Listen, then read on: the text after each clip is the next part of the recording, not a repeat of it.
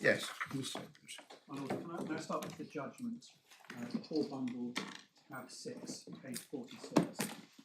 I'm going to spend a little bit of time on this, and that will enable me to be efficient when I deal with the individual ground of appeal. Yeah. So just to show you the shape of it. So after paragraph 1, he introduces the application, and then 2 to 13 contains a detailed recitation of the background to the application, and also the evidence which the judge considered for the purpose of his judgment. And at 14 and 15, he addresses AZ's criticism that Glenmark timed its launch before it had finished clearing the way. So 14 and 15 on clearing the way. And his conclusion at the end of 15 was that Glenmark cannot be criticised for taking the course that it did. Then 16 to 19 relate to criticisms the parties made of each other's procedural approach.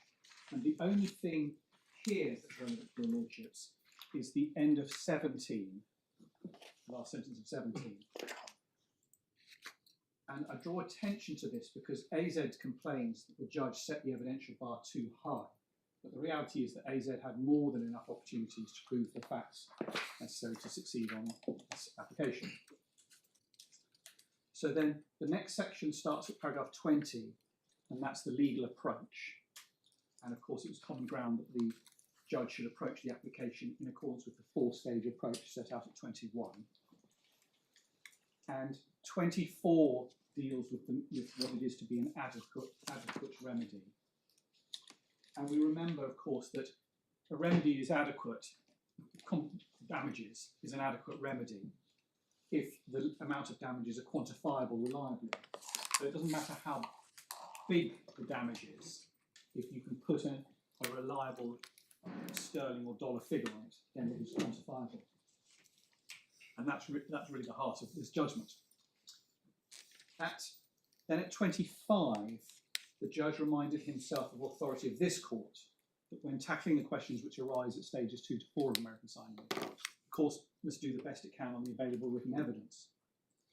In light of that authority, it's quite wrong for my learned friend to criticise the judge for making findings of fact without cross-examination. That was what he had to do.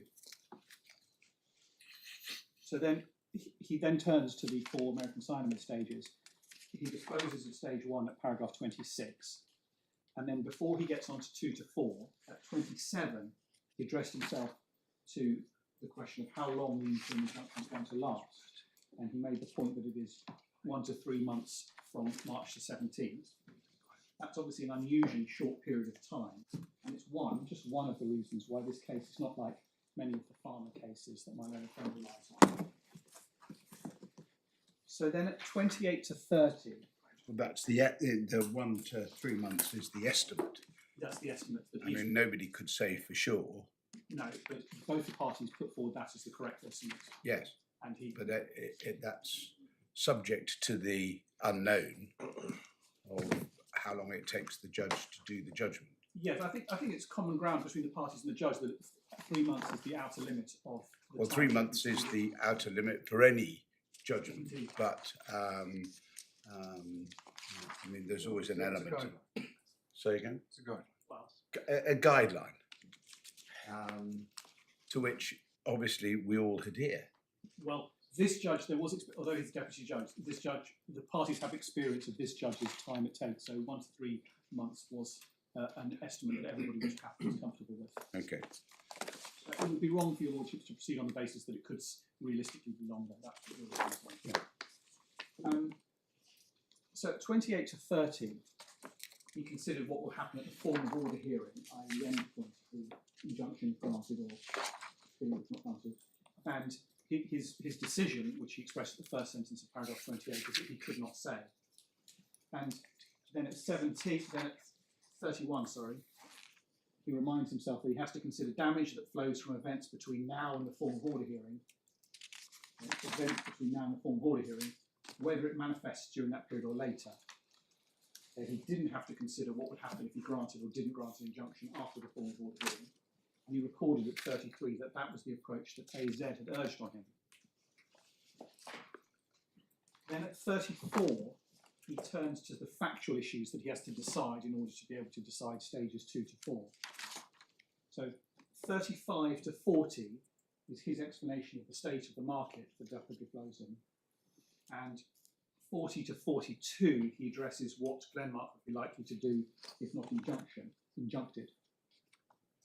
And then at 43 he turns to the first of the factual disputes. So the first factual dispute was whether any other generics would enter the market before the form of order hearing. And he considered the evidence in considerable detail all the way up to 58. And his conclusion is at 58. There is a real risk that one or more generic companies will enter the market following Glenmark and before the form of order hearing, though that entry may not be immediate. Of course, may not be immediate also means may be immediate.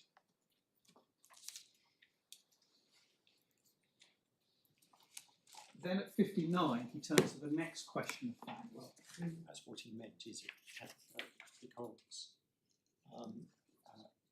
that was against the background of Dr. McGill's evidence in paragraph 45, that he refers to in paragraph 45.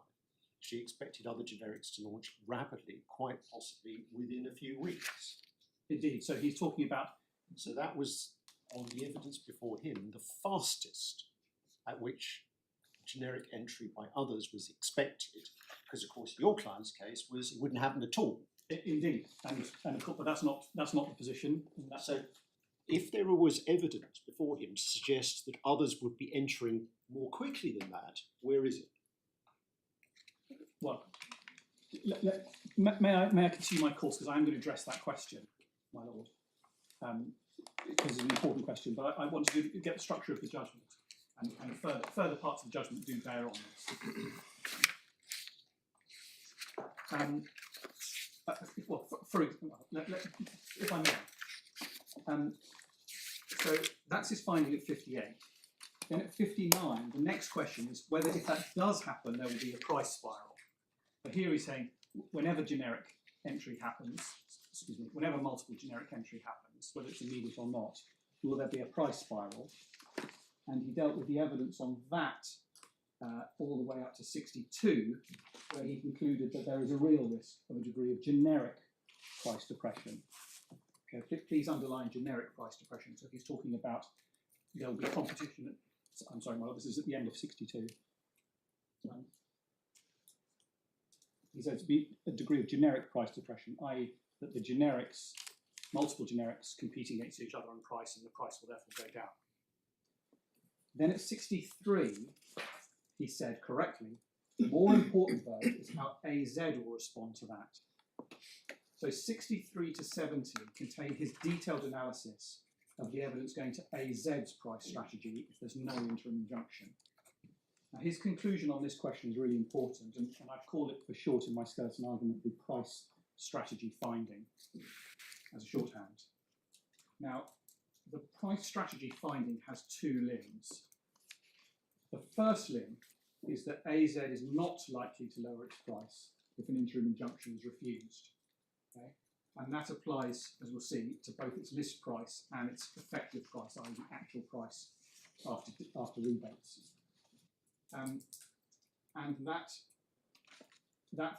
first limb applies to the case where Glenmark is the only generic entrant, and it applies to the case of multiple generic entry. And the second limb is that even if AZ did lower its price, it would be able to put it back to its current level without obstacle. Now, of course, as long as the first limb remains undisturbed, the second limb doesn't actually matter, but it is there, and I will come in due course to the evidence supporting that, including a number of examples before the judge of cases where that had happened in real life. So just to show you where you see the price strategy finding, as I said, it's considered in the whole section 63 to 70. You see the conclusion first of all at 68. Okay.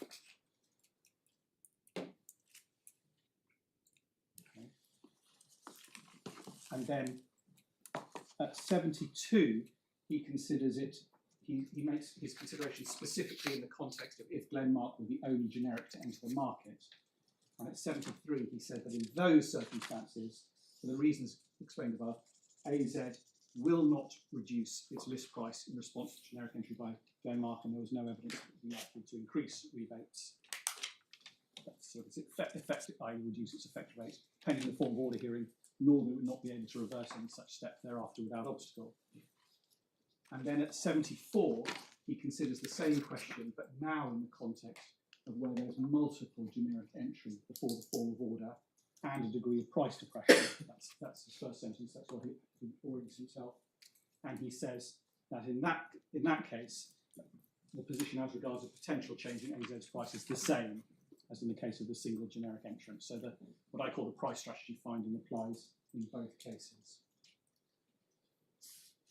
Now, I've jumped a bit ahead, but the next section starts at 71, and that's his consideration of American Sign in Stage 2, are damages an adequate remedy for AZ?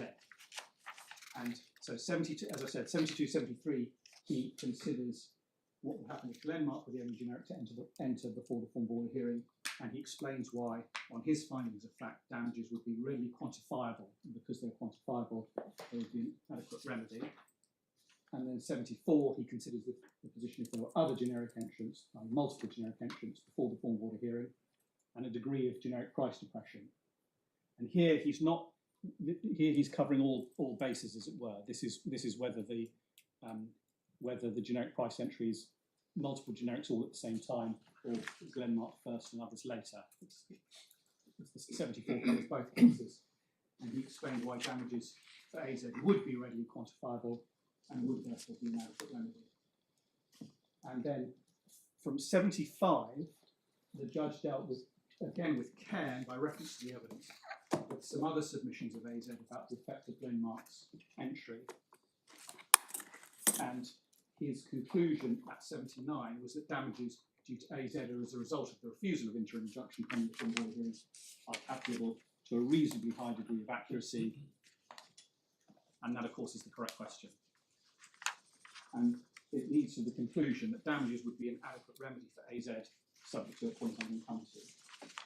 Now, my lords, you can see how the price strategy finding is central to his conclusion at stage 2. Because AZ will not lower its prices, it'll be a simple matter to calculate the damage caused by Glenmark sales once the number of those sales is known, which of course it will be by the time of the damage inquiry. And even if AZ did lower its price temporarily, the loss that causes will be easy to calculate. It's just a matter of arithmetic. And that reasoning will be true no matter how many generics enter the market or when. It will be true no matter how low the generic price drops, even if there is what my friend calls a generic price spiral, which just means a lot of generic price competition. And because of the price strategy finding, it means his finding that damage would be quantifiable remedy would be true even if, which will not happen on this finding, AZ chose to compete on price with the generics. Just before I leave this section, AZ never said that they would suffer any damage to reputation as a result of anything happening as a result of Glenmark's entry. That was no part of their evidential case below or submissions below. Now, you've seen the finding at 79 was subject to a point on Glenmark's ability to pay. That he then deals with at 80 to 85. And the conclusion at 85 was that if Glenmark provided the undertaking which had been offered to the court, then damages would be an adequate remedy to AZ. Now, of course, under the American Sign approach, that could be the end of AZ's application. If damages are an adequate remedy, an interim injunction should normally be refused. I'm going to come back to that cases. But just to mention now that and I'll show you this, AZ did not suggest that this was an abnormal case. So the word normal in Lord Diplock's description of stage 2 changed nothing. But I'll show you that in a moment. So nevertheless, although he didn't need to, at 86, the judge moved on to consider stage 3, whether damages would be an adequate remedy for Glenmark if it were injuncted. And at 87, he recorded that Glenmark relied on a number of materials for this purpose. So first, there was the expert evidence about the difficulty of assessing damages in such cases, because it is difficult to construct the counterfactual in claims on the cross-undertaking. Second, at 88, the experience of cross-undertakings in this jurisdiction. And, my lords, the judgment in Servier and Apotex is extremely instructive, which he mentions here. So in that case, as he explains, Mr. Justice Norris held that there were two possible counterfactual scenarios that could have occurred, which he called scenario 1 and scenario 2. He couldn't say which one would have occurred if the defendant hadn't been injuncted, but scenario 1 had a 67% chance of happening, and scenario 2 had a 33% chance of happening. And in scenario 1, the 67% chance of happening, Apotex's damages would have been £22.5 million. In scenario 2, they would have been £7.9 million. So doing the maths, the result was that Apotex received about £17.7 million. They rounded it down. Now that's the correct approach as a matter of law, where the counterfactual is uncertain. But your lordships can see that on those findings, there is a likelihood that Apotex was undercompensated. In fact, we can say this: there was a 67% chance that Apotex was undercompensated by around £5 million. And this is why damages are not an adequate remedy.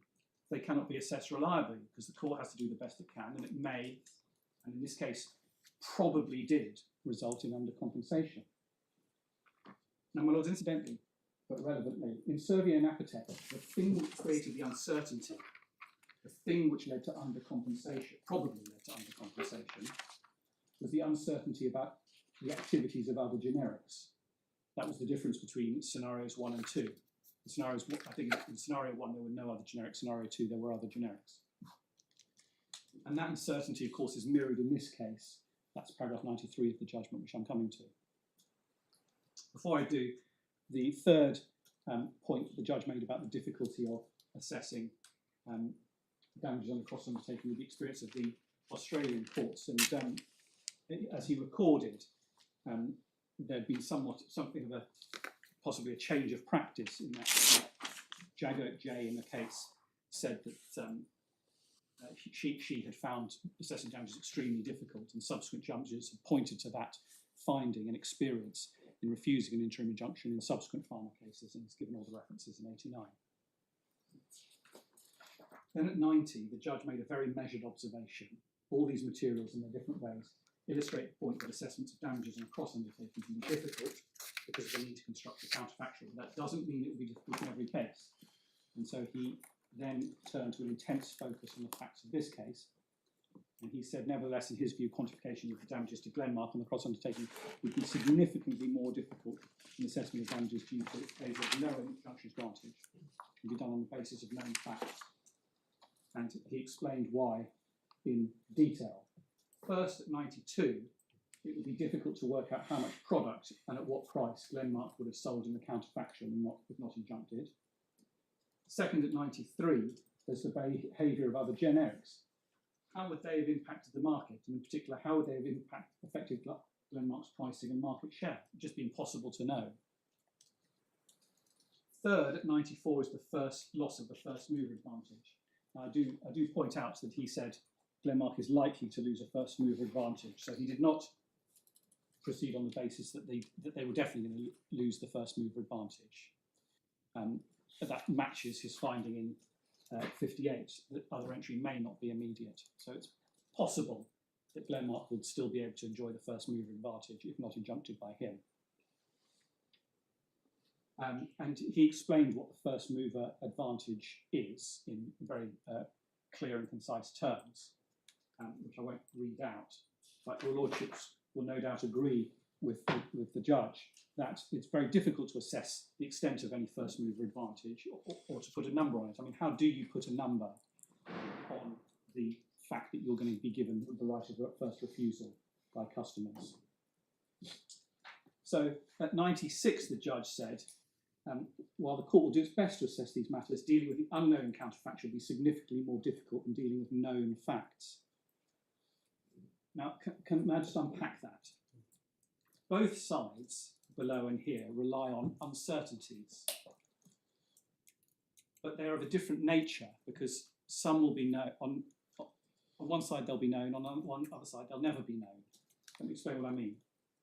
If an interim injunction is not granted, then by the time of the inquiry as to damage suffered by AZ, the answers to all the relevant uncertainties will be known, i.e. it will be known how many packs Glenmark sold, and it will be known if AZ's own price has been depressed. And knowing those facts, it would be easy to calculate AZ's loss with accuracy. That's what the judge was saying at 72 to 74.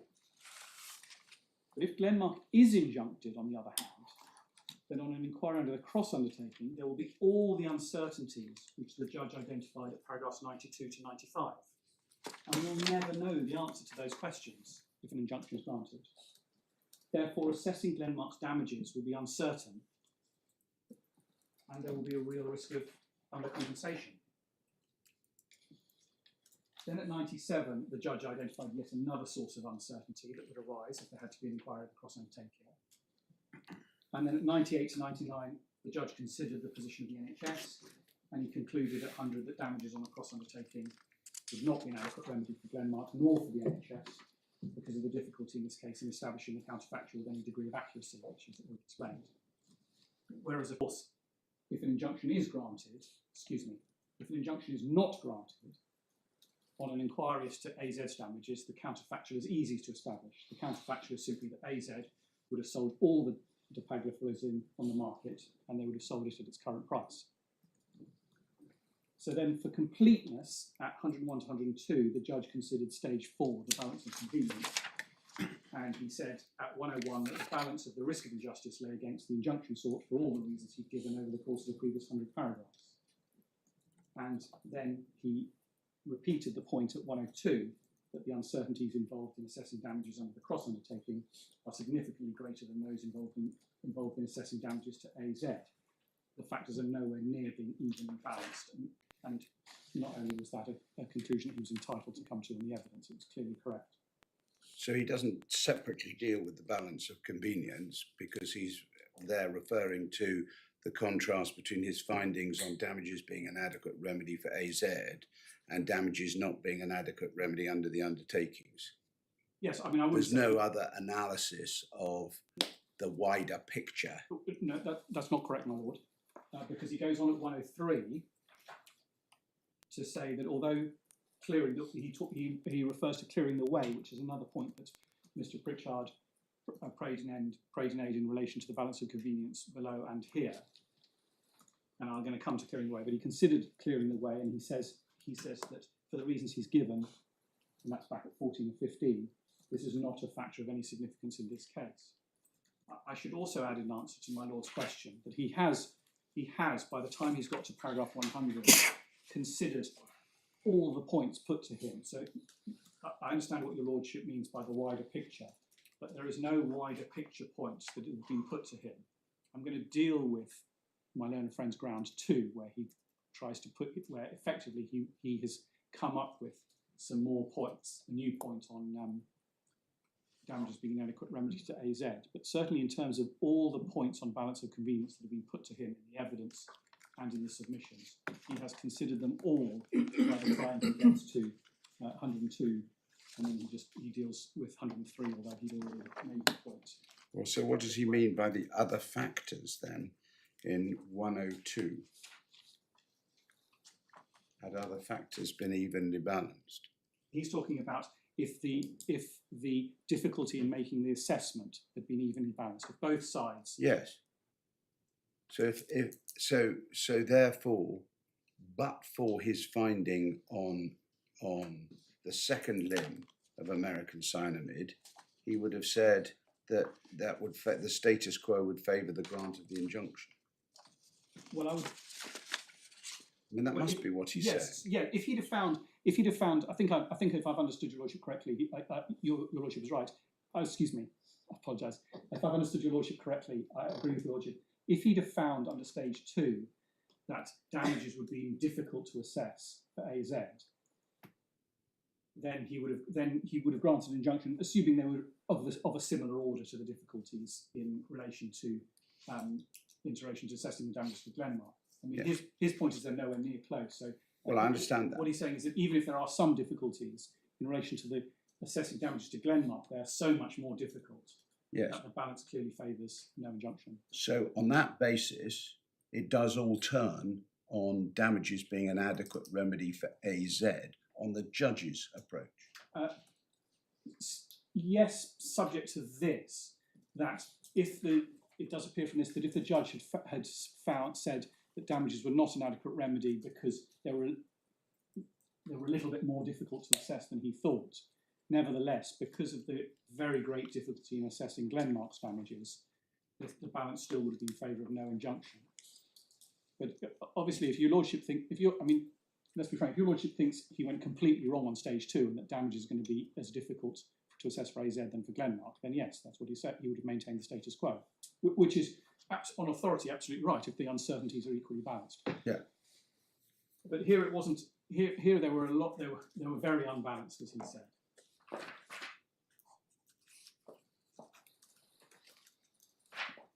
My lord, now I'm going to turn to the grounds of appeal. Obviously, I don't need to labour points about the appellate function for your lordships you're familiar with, but this appeal does engage them, these points. My learned friend did spend a lot of his time asking your lordships to remake findings of fact that the judge had made below.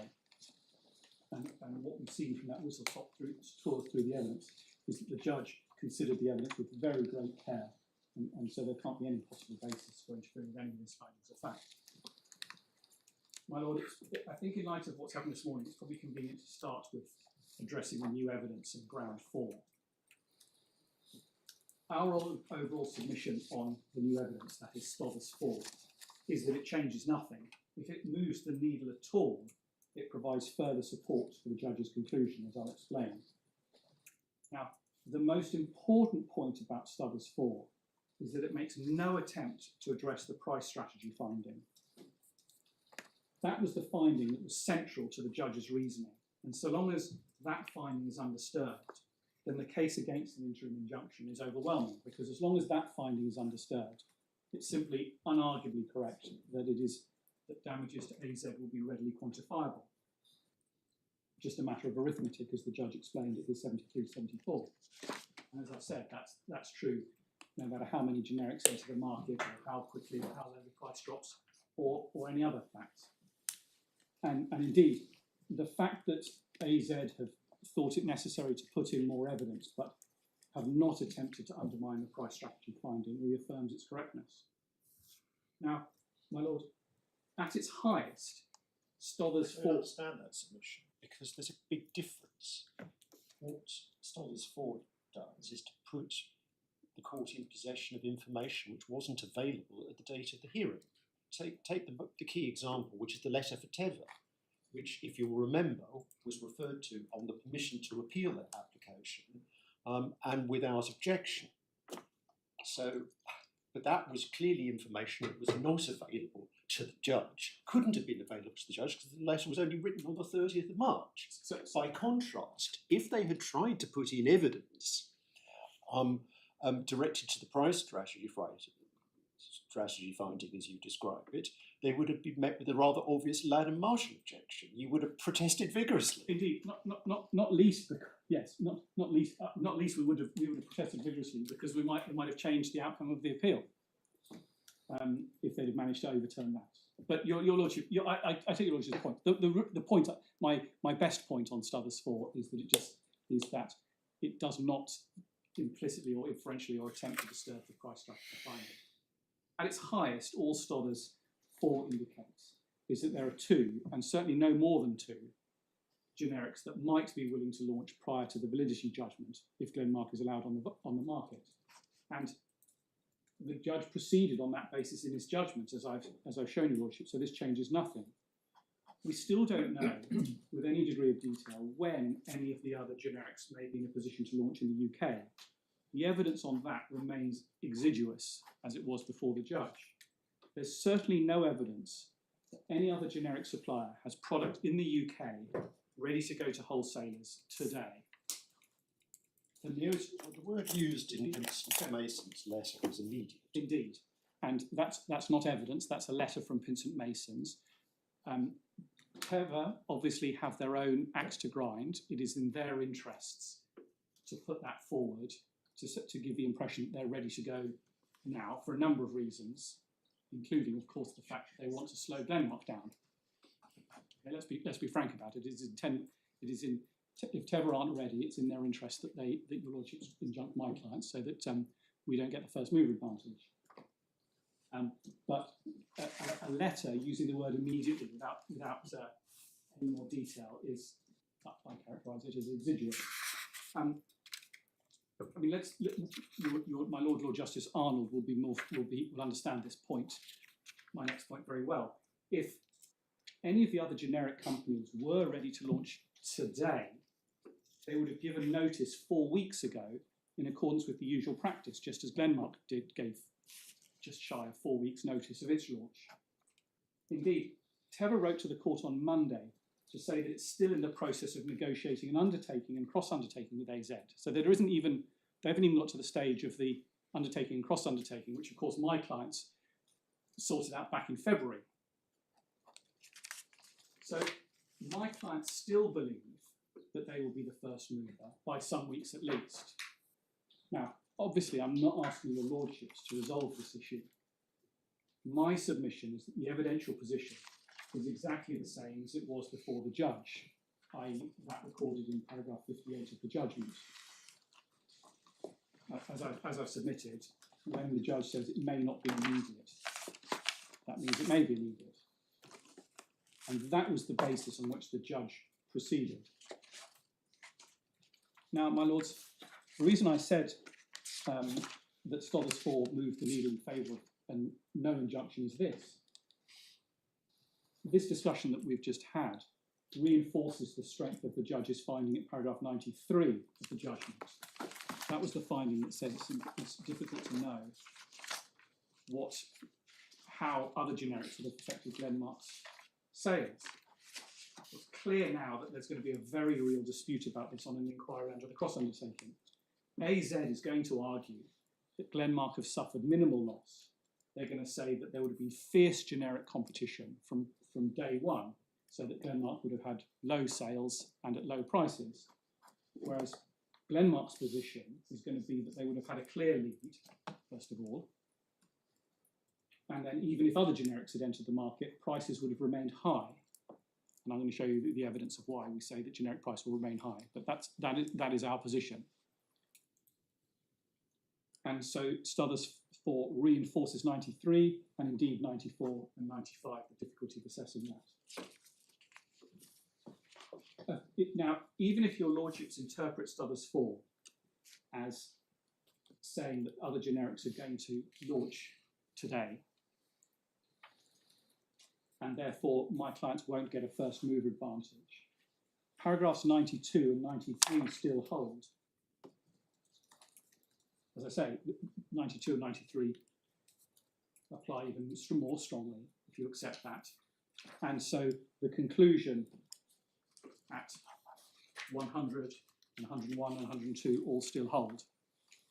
And of course the conclusion that damages would be an adequate remedy for AZ, which is where I began my submissions, that none of this discussion in Stodders 4 affects the question of whether damages would be an adequate remedy for AZ, because it doesn't affect the price strategy finding. So, my lord, those are our submissions on Stodders 4. It doesn't show any more than what's in the judgment. Before I move on, can I quickly just run through ground 4 as it appears in the grounds of appeal and just show you what our points are on that. So this is the core bundle out in page 22. Yeah.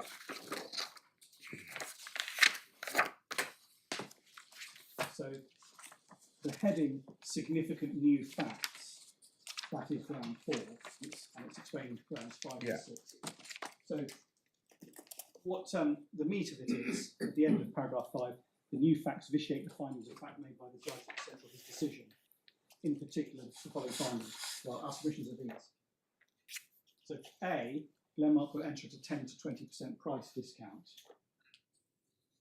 Well, Stodders in no way vitiates that finding. and I'm going to show you evidence that the multiple generic entry during the period at risk does not result in generic price spiral. But more importantly, the judge proceeded on the basis that there would be generic price competition at 62 to 74. So he proceeded on the basis that there will be competition, and the degree of price competition amongst the generics doesn't matter in light of the judge's price strategy finding. That finding is that however low the generic price goes, AZ's price will remain unaffected. Then B, Glenmark has not revealed its quantities, which we now know to be 175,000 packs. With regret, I'm afraid I can't see how that changes anything.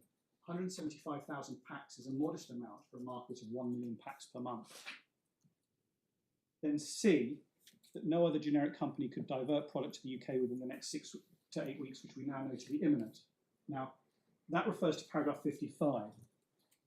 If your lordships just go to paragraph 55, it's in page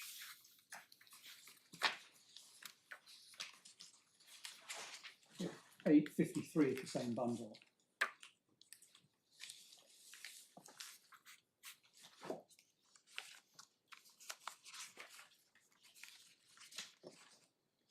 Paragraph 55 is about the ability of generic companies to divert products from foreign markets.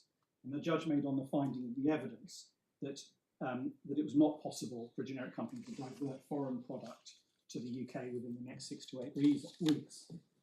That finding was just rendered irrelevant by his other findings. In the end, the judge proceeded on the basis that other generics could enter the market within the relevant period. And I've made my point that he factored in the possibility that may even be immediate. So paragraph 55 effectively was a point I won on, but overall I lost the battle on other generics. And 55 is just simply irrelevant. Then just going back to the grounds of appeal, point D on page 22, there is a real risk one or more generic companies will enter the UK market, but not immediately. Well, you can see the grotesque misquote of paragraph 58. The judge did not say, but not immediately. He said it may not be immediately. And I've made my submissions on what may means. And for that matter, I've made my submissions that we still don't know it to be a certainty, which is put in brackets.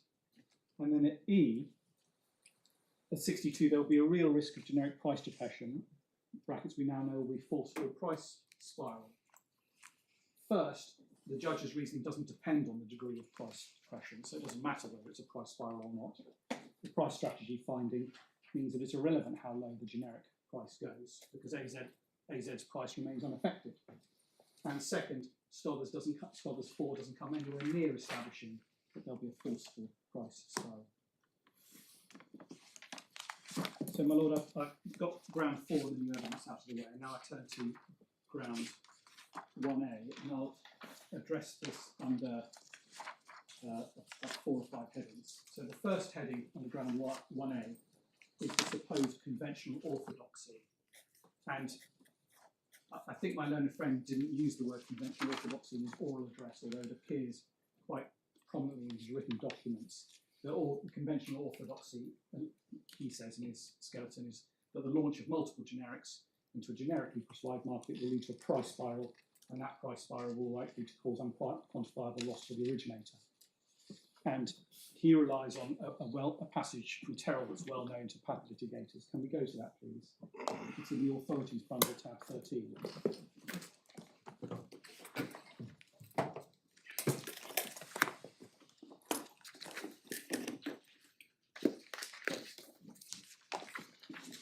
Page 220.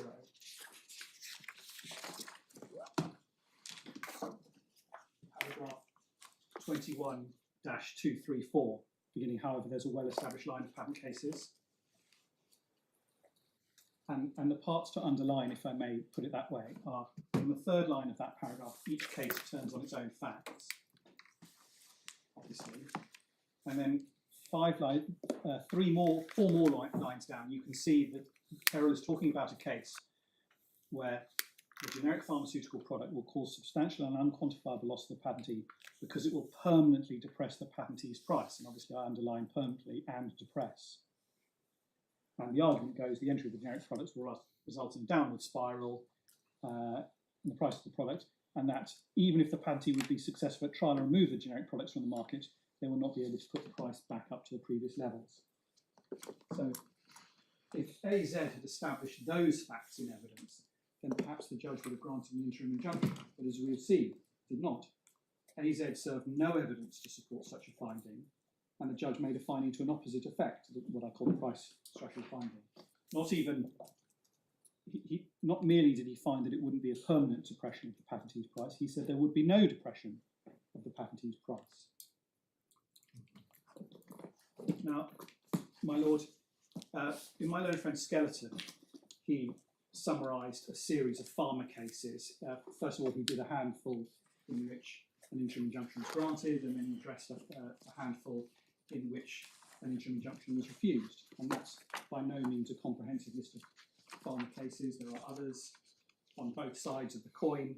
I'm not going to go to it, but we've put Novartis and Teva in the authorities bundle as tab 21, just as an additional one where an injunction wasn't granted on the facts of that case. Now, but of course, even though AZ's list of cases is incomplete, it's very helpful to illustrate my point, which is that the question, will the applicant suffer harm that's not readily quantifiable, is a matter of evidence and facts for each case, and of course for evaluation by the first instance judge. Can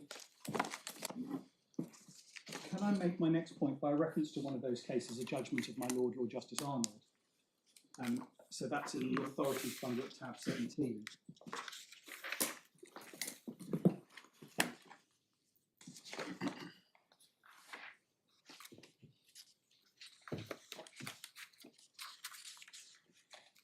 So this is Teva and Actavis, and here Teva was the patentee applicant for an injunction.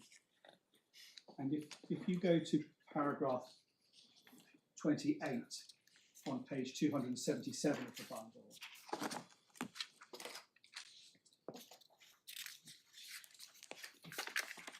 you see that my lord found on the facts of that case that there would be more than one generic company entering the market, and that was the position he had to consider. That's the first sentence of 28.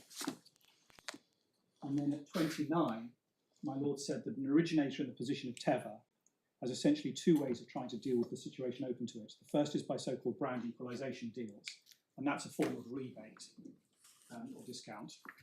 And the second is by launch of a so-called auto-generic product. Teva has chosen to adopt the second course rather than the first, but that doesn't affect the principle that it will suffer price depression one way or another. Now, with respect on the fact that that logic is unassailable, of course, and then my lord went on to recount the evidence from Teva that established that generic entry would in fact permanently depress Teva's prices, and on the basis of that evidence, my lord granted the interim injunction. So Teva and Actavis is one of the class of cases that Terrell was talking about. In this case, neither of the two options mentioned by my lord at paragraph 29 are on the table. There's no suggestion of AZ launching an auto-generic, which is effectively a generic product which is sold by the originator. And AZ has served positive evidence saying that it will not be doing brand equalisation. I'm going to come to that, but just for reference now, that's Stodders 3, paragraph 5G.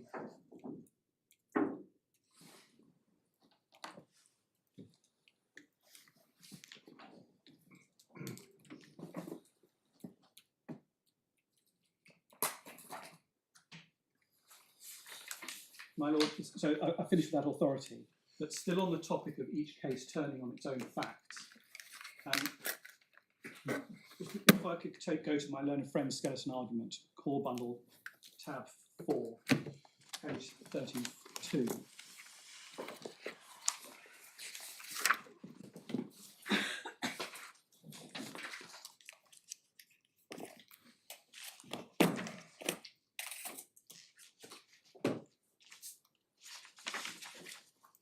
At paragraph 35, Mr. Pritchard is trying to distinguish activists, and in all submissions he made quite a point about point E on page 33.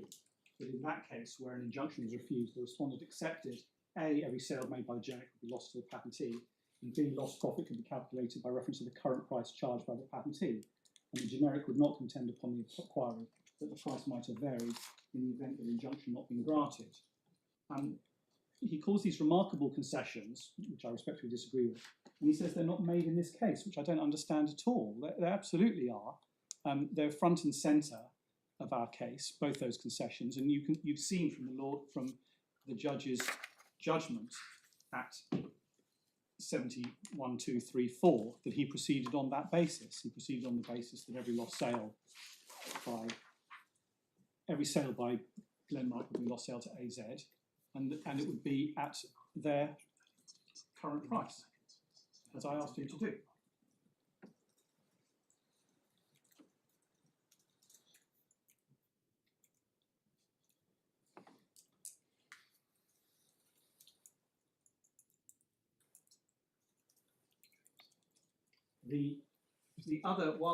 Just the final fact point is that in Nurem, the Court of Appeal said that what made the case unusual was the short period that the injunction was going to last for, if it was granted or not last for, if it was not granted, the short period in question. So they didn't grant an injunction. They upheld the non-granted injunction. And of course here, the period that we're talking about, relevant period, is even shorter. In that period, I think it was somewhat over 3 months.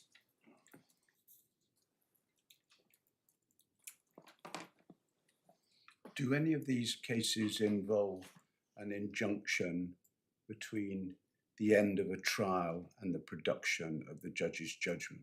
No, There is one, and that's buyer and aspire. Buyer and aspire. Yes. Yes. That was the precise scenario. Yes, it was. The time period was shorter, but that was the scenario. Yes, no, you're just right. The reason I was pausing because there were actually a couple of applications making different points, and I was just trying to get them straight in my head. But yes. Yeah, that's tab 12 in the authorities. Yes, we've seen reference to that. Yes. So that's the only one, as far as The only you're one I can think of. Difficult. And in that case, Judge Haken thought that that was a rather critical fact. Yes, but of course, as always, important facts, and he didn't have the price strategy finding. He didn't have evidence about that. I was there. I can't remember the evidence of the evidence that the originator gave about what it would do if there were generics on the market in that period. Well, leave aside the detail of that. At first blush, speaking entirely for myself, it seems to me that it is something that the court would have to consider. And I have to say, my eyebrows raised when I read paragraph 103 of the judgment, where the judge here said it was a factor of no significance. Oh, well, I'm going to come to that point. That's one of my headings. Well, since we've touched on it, can we just look briefly at that, because it's actually worth looking at what Judge Haken said on that very point. So this is Authorities Bundle tab 12, page 219 in the Authority Bundle. It's paragraph 56. Yes, absolutely. I don't shrink from that at all. And all I do is I simply underline in the circumstances such as those of this application, and the circumstances included a finding that if the generics went on the market at that stage, the appellantee would suffer loss which wouldn't be readily quantifiable. And of course, I take your point that every case is different, and this is a very fact-specific jurisdiction. But on the question of principle, there does seem to be a difference in approach between Judge Haken and Mr. Tappin in our case. Well, with respect, my lord, I would say there isn't, and the differences is applicable. The differences arise from 2 points in particular. One, which I've already dealt with, is the price strategy finding, which is absolutely central and important in this case, and wasn't present, or the reverse finding was present in Aspire and Buyer. That's the first point. The second point is the question of clearing the way, paragraph 103, which my lord just pointed to, which I haven't yet dealt with. So it was the difference between, those are the two differences, the different facts on clearing the way and the different facts on price strategy and unquantifiable loss. But both judges, in my respectful submission, in fact, I would say this is beyond argument, were applying American cyanamide, and on the fact as found by both judges, their finding was unarguable. To be correct. Thank you. Sorry, I took you out of your course. My Lord, let me deal with my submissions on. My next topic was going to be to deal with my learned friend's frontal attack on the price strategy finding. Yeah. Since you raised paragraph 103, I can give you my submissions on that quite shortly. There are 2 points. First, obviously, there is authority that the steps taken by the respondent to clear the way may be relevant to the balance of convenience. But in this case, the judge, having found that damages would be an adequate remedy for AstraZeneca, the balance of convenience doesn't come into it. You don't reach that stage of considering those points. That's my first point. Sorry, there's 2 different questions wrapped up in 103, and of course, the question of clearing the way is of some importance, and we need to come to that in due course. But I understood my Lord's question to relate to the second point in paragraph 103, which is in the second sentence, which is a distinct point. It's about what one might colloquially call, I think Mr. Pritchard did call, jumping the gun. Yeah, yes, I was using clearing the way to cover both. So, but you're right. Different things. No, you're right. No, I accept. Because clearing of the way is all about the timing of the revocation proceedings. Yeah, your Lordship is absolutely right. Your Lordship is absolutely right. And my submissions are, and as you'll see when I do my second point, my submissions are directed at jumping the gun. Let's call it that. Right. Okay. So I do submit first of all that jumping the gun and clearing the way are both points which are relevant to the balance of convenience, and that's what that's what His Honour Judge Haycon was saying in the passage which Your Lordship pointed to me. In the circumstances of this case, status quo becomes important. But where the judge finds at American signing in stage 2 that damages would be an adequate remedy, then one doesn't reach the balance of convenience. So that's my first submission on jumping the gun and clearing the way. My second submission is that the weight to be given to this factor must be a matter for evidence and must be a matter for evaluation of the first instance judge to evaluate. Now here, the judge considered the detailed facts at 14 to 16. Now, my lords, sorry, I said 14 to 15, excuse me. Now, 14 to 15 are 2 paragraphs. As you see from paragraph 15, Mr. Oliver, that's Glenmark's solicitor, explained the history of Glenmark's attempt to attain a UKMA on the basis of information from their head of licensing. And he said the details are confidential and it's not necessary to set them out in this judgment. But your lordships ought to be aware, lordships considering this point ought to be aware that Mr. Oliver gave detailed evidence on this point. So that's the supplementary bundle, tab 6, starting at page 76, paragraphs 5 to 24.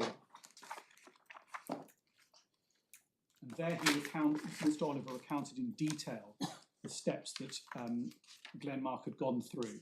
Yeah. So the evidence is that your client was ready more quickly than it expected to be able to be ready. Exactly. But so what? Well, so what is that the judge considered that. He considered that history with care. And it was a matter for him to assess that and to evaluate how it factored into the balance of convenience if one gets to the balance of convenience. But that's all clearing away. Well, it's both clearing the way and quotes. My point is terribly simple, as you would expect. My point is terribly simple. I'm the judge. I listen to a trial, assiduously make notes. I realise I've got a big judgment to write, and then somebody comes along seeking to preempt the result of the judgment. I wouldn't be very happy about that, and I might think, hang on a minute, that if that were right, you could make a complete muddle of civil litigation generally if people seek to preempt the results. Now, the judge doesn't deal with that point at all. Let's just if we can take it take that, if I may unpack what your lordship has said. The first point is that this was the trial judge. Yeah, I understand that. So he would have had well in mind how the arguments at trial fitted into what Glenmark was proposing to do. The second point is this: when your lordship says preempt the judgment, preempt covers a multitude of sins. My client's position is that as of today and as of February, they are perfectly lawfully entitled to sell this product. There is no legal impediment to them selling it. Because the judge hasn't produced the judgment yet. No, because they consider they're perfectly lawfully entitled to it because the patent is invalid. If the patent is invalid, it is invalid today. The judge will tell Glenmark whether they're right or wrong. Yeah. But my clients consider that they are lawfully entitled to do what they're doing. Yes, and that's the question the judge has to decide. And that's the question the judge has to decide. But they are not preempting it in the sense of if the judge says that what they're doing is unlawful, then what they're doing is unlawful, and they will pay damages accordingly. It is no different to. I mean, lots of people infringe patents, and there's a legal proceedings, and then there's a judgment and an injunction.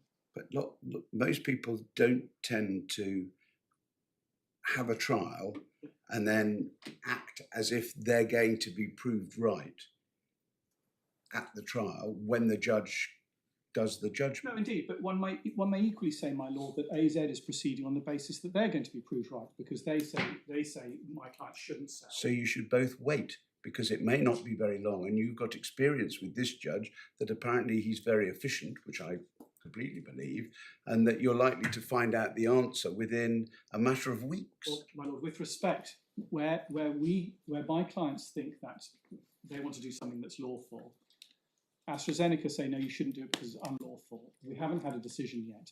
That's American cyanamide. In those circumstances. Well, that's why I asked you. The court is Can I put a different perspective on this? Because in a sense, this is one of those cases where the court has to think about the parties who are not represented. Because in a sense, this is not really a battle between you and AstraZeneca. In one sense, this is a battle between you and the other generic companies. Because the whole point of what you're trying to do is you think you can get in ahead of them. That's what it's all about. Well, and from the perspective of the other generic companies, one doubts they're terribly happy about that. No, because what they would say, and of course, it would be a question for inquiry as to whether the evidence justified it, but one can well imagine that what they would say, at least two of them, is, we're ready, we were waiting for the judgment.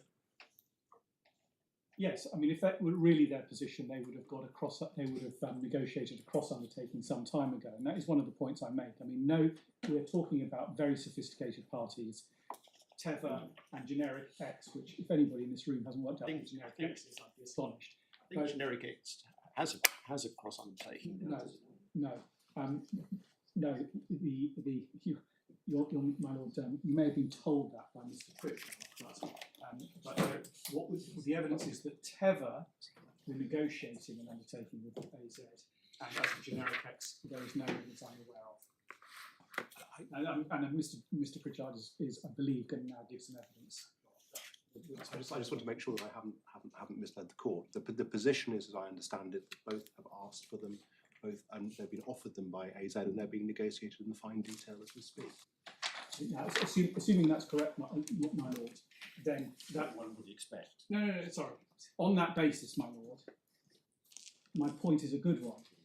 But if they would be ready to go, they would have got their cross-undertaking in place, well, in advance of them being ready to go, because the day, any generic company, the day that stock arrives in the UK, you have to have your undertaking in place on that day, because that's the day on which you can say, I could have sold and become the first mover. So I respectfully submit that there is zero chance that Teva and generic X, who we all know who it is, got stock in the UK before they got their cross-undertaking from AZ. As I said, that's not a point. That's not a point that I'm asking your lordship to decide, because I'm quite content with the judge's finding, which is there's a real risk they'll launch at some point, which may be immediate or may not. I add the words "or may not," but it's inferential from 58. So I think we've come a little bit off the question that my lord was asking me, but the other generics interest, they're not about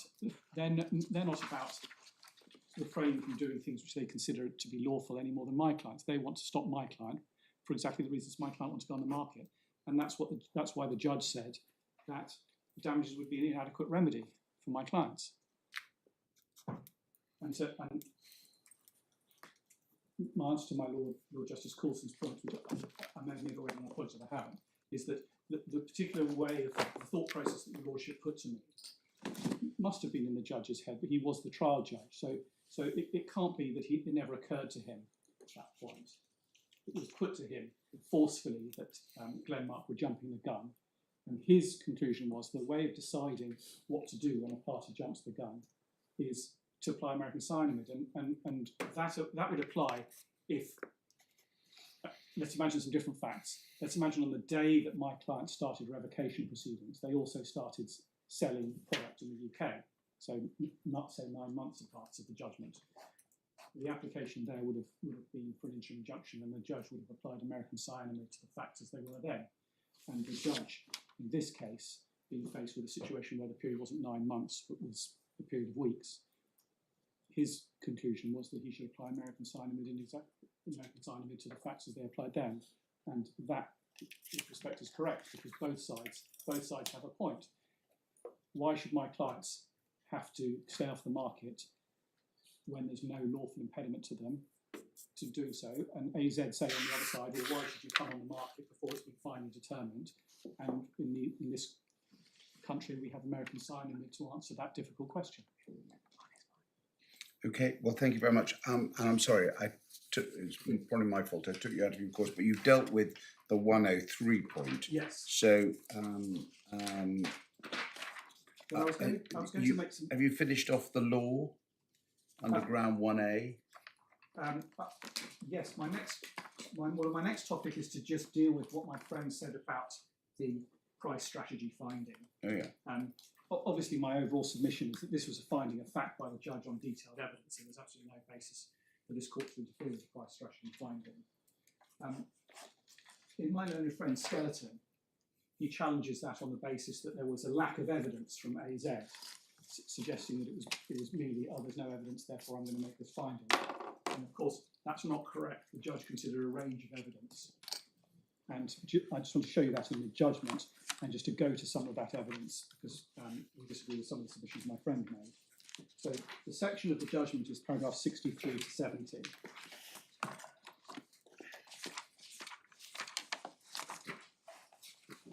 And if it's possible to have a SUP bundle and the core bundle open at the same time, Yeah. if you could have SUP McGill 1 open, so that's SUP supplemented by the tab 2, page 32.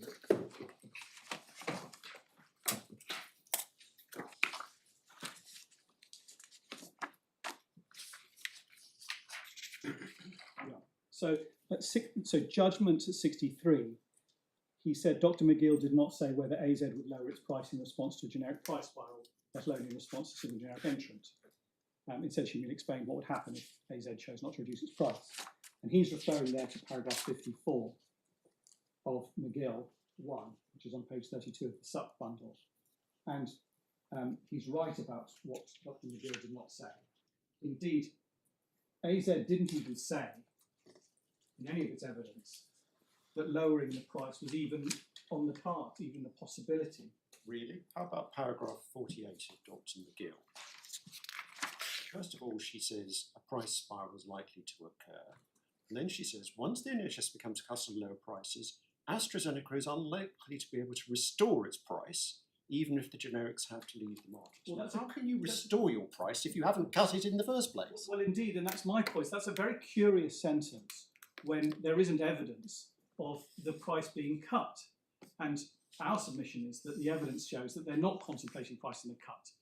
cutting the price, and that is a very strange and sort of orphan sentence, and that assessment was a matter for the judge, not just in the context of McGill 1, but in the context of the evidence as a whole, because McGill 1 is by no means the totality of this evidence. No, but 63 is about McGill.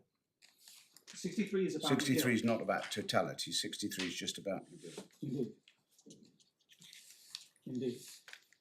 But if there were, paragraph 54 is very carefully written, and it's certainly open to the interpretation, indeed I would say it's the right interpretation, that Dr. McGill is outlining the possibilities, the theoretical possibilities. In fact, even that's putting it quite high. It just says, if AstraZeneca chooses not to reduce the price, if AstraZeneca does choose, it doesn't say that either of those are possible at all. But it didn't stop there. It didn't stop there. Sorry, one more thing I should say. Paragraph 54 is clearly about the list price. Okay? And if there were any doubt about that, it's dispelled by the last 5 words. It says, if it reduces its price, that would impact its price in other markets, for instance, through reference pricing.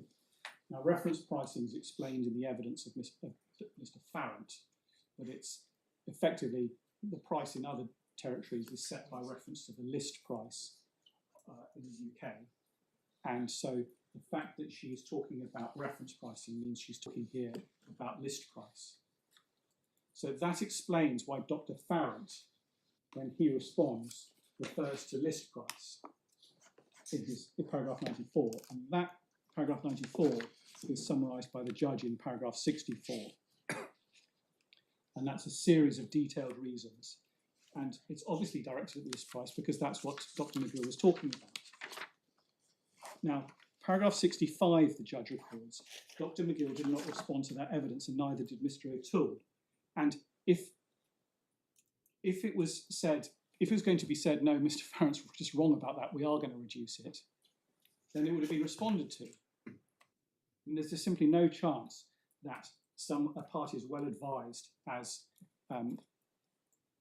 AZ would leave paragraph 94 of Mr. Farrant, as summarised in paragraph 64 of the judgment, unanswered if there was any answer at all. And the judge was absolutely entitled to take the view that put beyond doubt that AZ was not seriously contemplating reducing its price. Now, then at 66, the judge says, it is of course possible that AZ could decide to offer rebates or increase rebates to its wholesalers in response to generic entry. I'll make 2 points about that. First of all, that's rather a generous thing for the judge to say because there was no evidence from Dr. McGill that was a possibility. Secondly, shortly before the hearing, Dr. Stovers of AZ solicitors served evidence saying that that wouldn't happen. So that I promise to show you that. That's still in the supplemental bundle. At tab,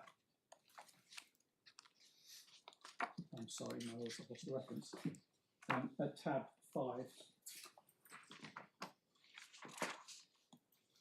page 72.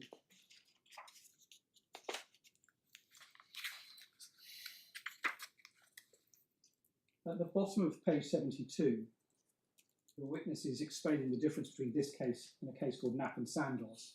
And he says at G, during the period of injunction, Knapp was able to agree brand equalisation deals with many wholesalers and or pharmacists. So I've explained that's a form of rebate. Well, you say that, but I'm not sure that my understanding is the same. Brand equalisation, to my understanding, and I may be wrong, is a rather specific form of deal. Yes, it's described at the top of page 73. Yeah, it's not the same as a wholesaler rebate. That confirms my understanding. Yes. Just draw attention to. I hear what you said. Your says about wholesalers, but this evidence is talking about wholesalers. You see that from the second line of G. So Dr. Stovers has got wholesalers in mind when he's giving this evidence. And he says at the end of that paragraph, in the middle of page 73, Mr. Hornblower of AZ does not foresee a scenario in which a brand equalisation deal for Forxiger would be commercially rational for AstraZeneca. which obviously dovetails with what Mr. Farrant had said. Now, your lordship is right. That paragraph doesn't rule out every sort of possible rebate or discount, but AZ have served no evidence that it was prepared to contemplate any sort of discount or rebate, and had served positive evidence that a particular... Sorry, you're ignoring what's said at page 73, which is helpful, at least from my perspective, which is that the evidence is that brand equalisation deals are much less common today than they were in the past, because the overall architecture has changed. Indeed. The point I'm making, my lord, is this, that there was no evidence from AZ that any form of discount or rebate was on the cards at all. And there was evidence that this particular type of discount or rebate, or whatever you want to call it, was off the table. Apologies if I'm mixing my metaphors. So there's no basis for any suggestion that it was even possible for AZ to lower its effective price as opposed to its list price. But the judge nevertheless went on to consider it at 66 as a possibility, and he found that many of Mr. Farrant's reasons also applied to its actual price for wholesalers, and that's absolutely true. It's all but the first four in paragraph 64 all apply absolutely equally to discounted rebate price.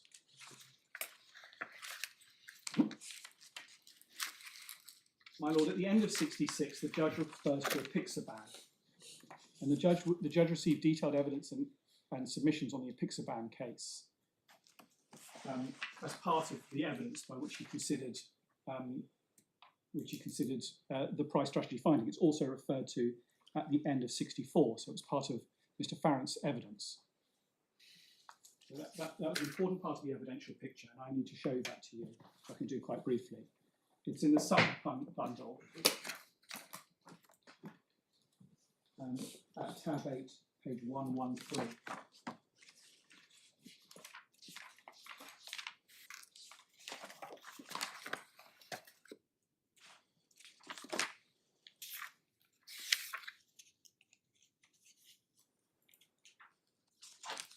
Well, this is some of this is highlighted in blue because it's proprietary data from market data from a third-party source. But what I can do is just by pointing out trends. I don't need to point to the actual numbers. So, Apixaban, the section on Apixaban starts at paragraph 63, and if you look over the page 114 at figure 4, you can see that the generics came onto the market following the first instance judgment, and then they continued to grow their share after the appeal judgment. The first instance judgment found the patent to be invalid, but there was still a risk for the generics because an appeal was pending. So in a sense, they jumped the gun. I suppose you might say they jumped the appeal gun. Then if you look at paragraphs 5, if you look at figures 5 and 6 on page 115, you see several interesting things. First of all, after the first instance judgment, while there was still some damages risk, because an appeal was pending, the generics did not compete on price. You can see that in the orange line in figure 5. You can see that the blue line, which is the reimbursement price, is obviously steady.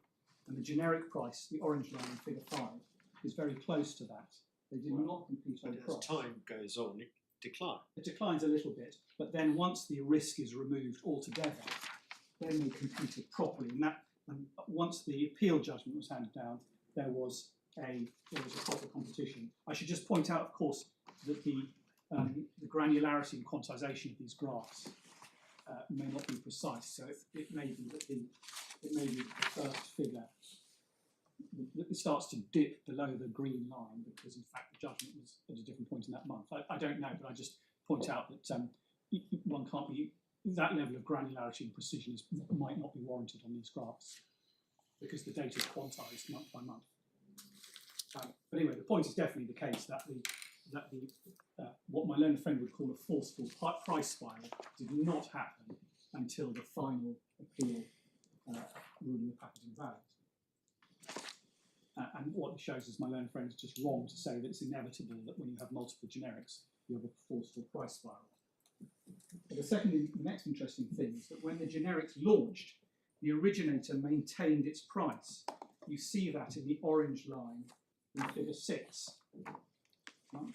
So despite the fact that certainly by April 2023, the generics had captured over half the market, yet the originator had still kept his price more or less the same, and that's no doubt for the reasons given by the judge at paragraph 64. And as I said, that applied even when the generics were at level 60% plus. And even when the price spiral happened, so that's after the appeal judgment, the originator kept its price relatively high, no doubt for much the same reasons. And indeed, note that in October 24, for whatever reason, it was able to put its price back up to quite close to the original price, if not back to the original price. So again, that's real life evidence showing that the originator can put its price back up to its original price if it chooses to do so in its commercial interest. My lord, that's the first. Sorry. Forgive me if I'm wrong, because I read this in detail, but when it's referring to Eliquis, I take it that's the branded. Yes. Yes. Yes. So the branded product stayed high during the at-risk period, and then noticed that it was put back to its original price in October 2024. Now, my lord, your lordship asked Mr. Pritchard whether there was any evidence of the parties putting their originators being able to put their price back up. I've got three bits of evidence to give your lordship. The first is that one. Okay. The second is in the same tab, page 124. That's in circumstances where there's been two judgments, both saying the patent is invalid. Indeed, and even then the originator is able to put their price back up to its original price.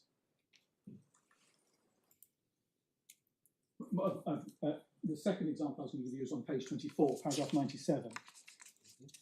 So this is the case of melatonin, and this is talking about what we know as the Neuron litigation.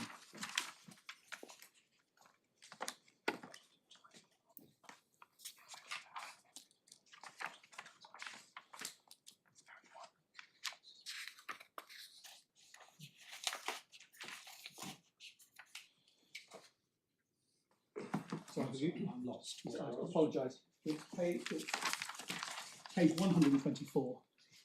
I did give you lordship the wrong reference. Page 124, paragraph 97.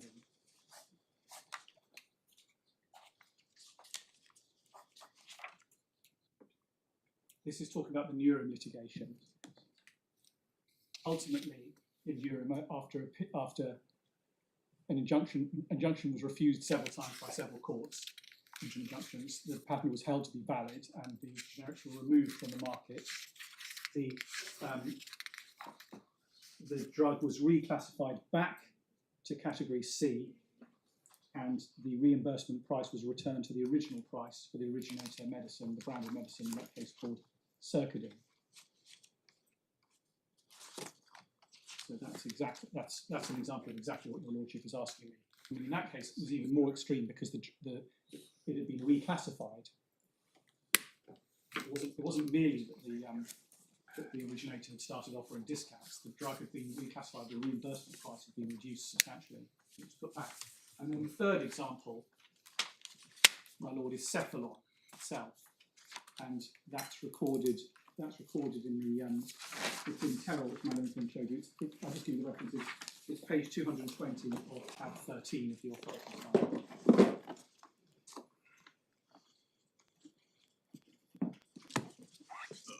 In Cephalon, it was recorded that it had happened before.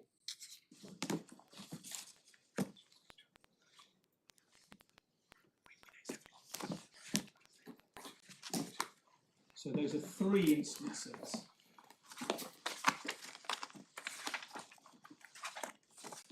judge had before him of cases where the originator had been able to put their price back up. So we certainly have a very firm evidential basis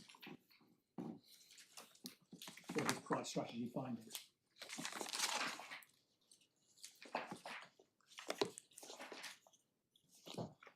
My Lord, on ground 1B along with the entire appeal, if I was only allowed one submission, it would be, as long as the price strategy finding stays intact, then damages are an adequate remedy for AZ. And that's the end of the application.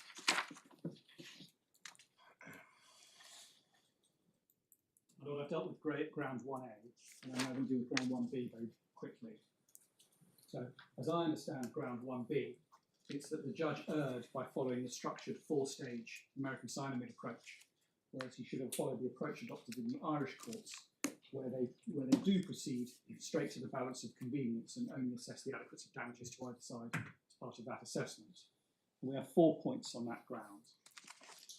First, there's consistent authority of the three highest courts. If damages would be an adequate remedy for the applicant, no injunction should normally be granted. And I can just give you the references very quickly by reference to the joint authorities bundle, if I may. We looked at those, didn't we? Looked at those this morning? Yes, yes, we did. We looked at American Sign-Amid, where it's paragraph 408C. Can I just point out where it is in fact attained, because my own friend didn't really draw attention to it, skirted over it. Yeah. So, page 85 of the bundle.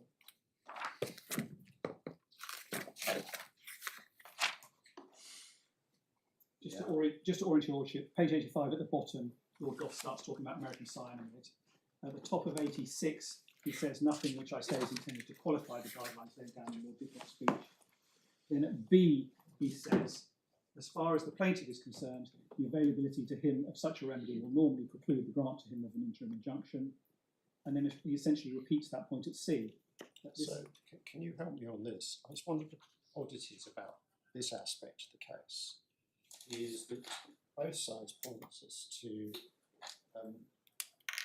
passages in the authorities which don't seem to be laying down an inflexible rule. I mean, as you rightly point out, both Lord Diplock and Lord Goff use the word normally, which seems to admit the possibility that in a case which is not normal, then the rule doesn't apply. May I park? If I absolutely promise, cross my heart, to come back to that point, may I park it? The third one is tab 4 of the bundle, which is page 119. And again, my learned friend, this is National Commercial Bank of Jamaica. And again, my learned friend rather skirted over the crucial part of this paragraph.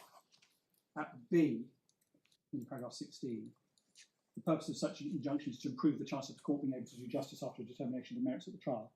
At the interlocutory stage, the court must therefore assess whether granting or withholding injunction is more likely to produce a just result. As the House of Lords pointed out in American Sign-Amid, that means that if damages will be an adequate remedy for the plaintiff, there are no grounds for interfering with the defendant's freedom of action by the grant of an injunction. And obviously, I adopt that as my submission. The second point, and this is my answer to my learned friend's question, excuse me, I apologise, my Lord's question, is that it was common ground below that the judge should approach the application on that basis. So, my Lord, if you could go to the supplemental bundle. Well, that's a different point. It may be a perfectly good point, but it's not an answer to the question I was asking. No, it's so close, my Lord, the answer is so close. Right, okay. So close. So, tab 22.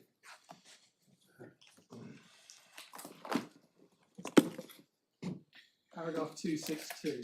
Page 262. Sorry, we're now in the supplemental. Oh, yes, Supplemental bundle, tab 22. page 262. This is AZ skeleton below. Yeah.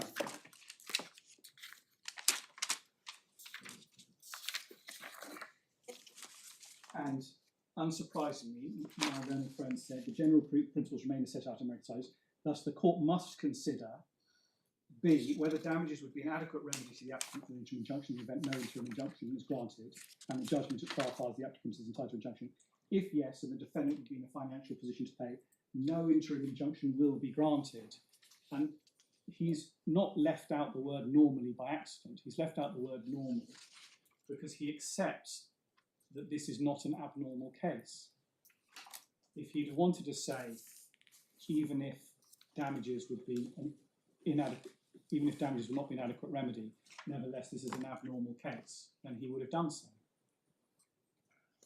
Does this limb of American Sign Language do more than reflect the normal rule for injunctions?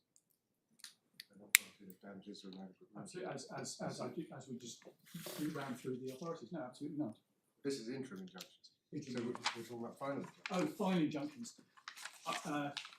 And that is the normal, that's the fundamental rule of the final injunction. Yes, I mean that's a complicated question, and especially in IP cases, one doesn't have a different rule, but that rule is there's a lot of that rule is applied in a particular way. I mean, because we're talking about property rights. So, yes, understood. So, as in trespass or yes, indeed. So, yes. my lords, my answer to my question is yes, but although American Sign Language was an IP case, it was laying down rules which have been treated as applicable across the board. So, I thought may still be to some extent. No, I'm sure your lordship is, without seeking to look into the mind of Lord Diplock, I'm sure your lordship is right to that extent. But in when it comes to final injunctions in patent cases, which is what this case in American Sign Language were about, that question is asked. Well, of course, there'll be different. But you can see from the reason I was particularly keen to show you was National Bank of Jamaica is because they were saying, because Lord Hoffman said specifically, if damages would be an adequate remedy, then there's just simply no basis for interfering with the defendant's freedom of action when it hasn't been determined whether or not what they're doing is lawful, and they say it is lawful. So, to the extent it matters, I do say that it's not open to my learned friend now to argue that the judge erred by doing exactly what he asked the judge to do in paragraph 16. Third point on this is we discussed the Supreme Court's observations when refusing permission to appeal in Newham. They refer to factor-tame, and as I've shown you, factor-tame still maintains the point that if damages have been adequate remedy, that is in a normal case such as this, the end of the application.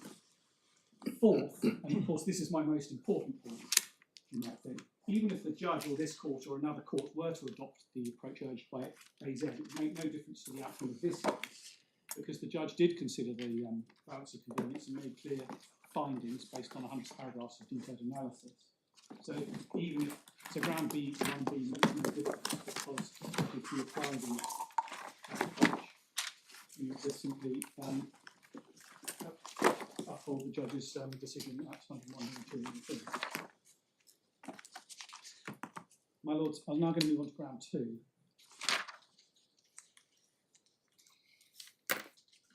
Yep. My lord, as I understand the point of ground 2, is to bring into consideration events occurring after the formal order hearing. And because I struggle to get a grip on it, I'm going to do this, do my submissions by reference to my learned friend's skeleton in the hope that I am addressing the points that he was making. So I've got the quick one at tab 4, page 37. Well, that certainly helps with the note taking, if nothing else. Paragraph. It starts at paragraph 55. Yes. So the first sentence of paragraph 55 is correct, and the judge did direct himself, and for reference, that's paragraphs 31 and 32 of the judgment. The second sentence of that paragraph is wrong. It's clear that the judge did consider the later period. He was concerned about whether AZ would be able to restore its prices after the order hearing, if they were reduced.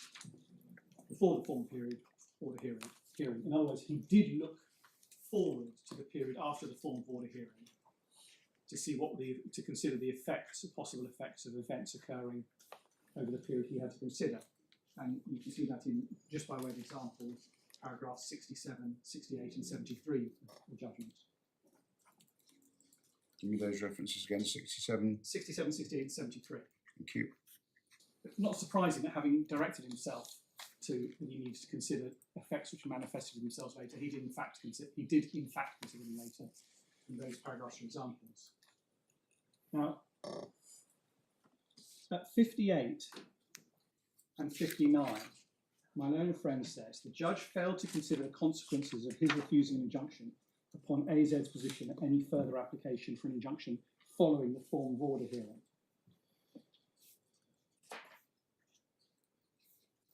Now, AZ is, to the extent that AZ is saying that the judge didn't consider what would happen at the form of order hearing, they're obviously wrong about that. I've shown your lordships paragraphs 28 to 30, where he considered what would happen, and he said you can't make any conclusions about what would happen at the form of order hearing. So he is considering what the position will be there. He's considering the arguments about that.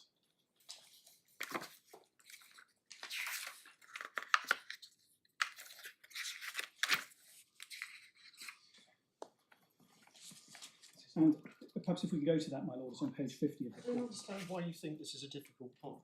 And I agree that quite a lot of ink is spilt in the skeleton argument. But the point that's being made, as I understand it, is actually a perfectly straightforward one. Whether it's right or wrong is a different question. But what's being said, to summarise it as I understand it, is that if the injunction is refused, then that has the inescapable consequence that come the form of order hearing, status quo upon any application for an injunction at that stage has irrevocably changed. It's as simple as that. I understand that to be the argument. And the judge actually, it's not fair to the judge to say he didn't consider that point. He considered it, he rejected it. Well, I do say that. I do say he considered the form of order hearing. What he didn't consider is this specific point, because this point, as a basis for irremediable harm, that it would affect what happens at the form of order hearing, was certainly not put. My learned friend showed you the references in my skeleton argument, where AZ said time and again in evidence of submissions, what happens at the form of order hearing is for another day. What they didn't say is, however, the arguments on the form of order hearing will be different depending on whether you do or don't grant an injunction. And my learned friend understood that to be exactly the thrust of the submission that was made. That was the seal is broken submission. That was exactly the point. Well, my lord, he certainly said the seal is broken, as in they will be on the market, right? But he did not say the specific point that my lord is putting to me, that's developed in paragraph 58 of the skeleton argument, that would change the arguments on the form of order hearing. The section of his skeleton below, I've referred to it in my skeleton argument, the section of his skeleton below dealt with damages being an inadequate remedy for AZ, with paragraphs, with my skeleton, paragraphs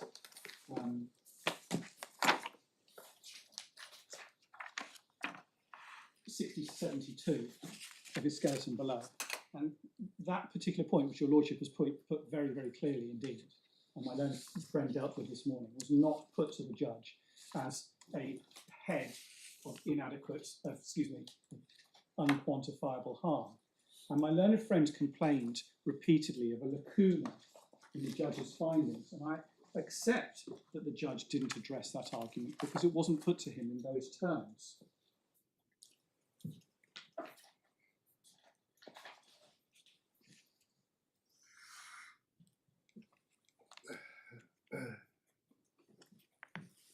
Nor was there evidence going to those points, nor were there submissions from me on those points.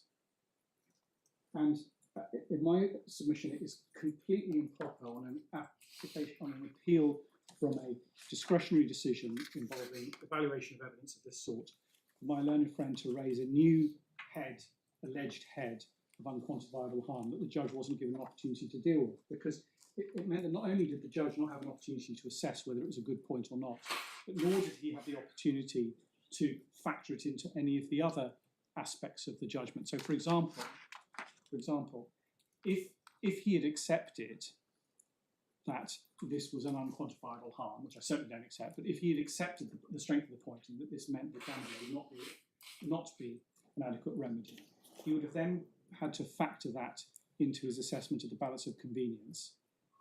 And I say he would have still come out the same way because, and I point to the fact that he said that the factors were not even close on the factors that he was asked to consider.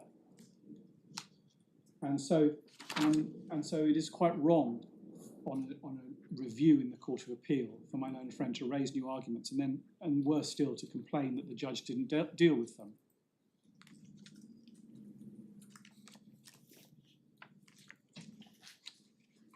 And I make the same point about paragraph 60 of my learned friend's skeleton. So I'm back on page 38 of the core bundle.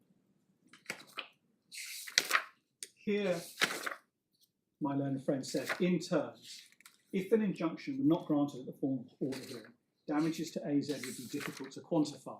Now, the references we've seen have made it absolutely clear that the judge was told by AZ not to consider the position where if an injunction were or were not granted at the formal order hearing. But in any event, these are matters that would have been addressed in evidence and submissions. For example, I'll just give you one example. The second subparagraph, paragraph 60, refers to the joint workings, which are projects with the NHS that AZ is engaged in. Now, the case that we came to meet related to an injunction until the form of order hearing, and therefore it was a completely sufficient answer to say, well, in that short period, these joint projects with the NHS are just not going to be affected, and the judge accepted that. Whereas if we were talking about an injunction for a much longer period, then it would have required much more evidence on both sides as to the extent to which these joint working projects would be affected by an injunction or withholding an injunction. That's just simply an example of a point where if this argument had been raised below, the evidence and the arguments would have been different.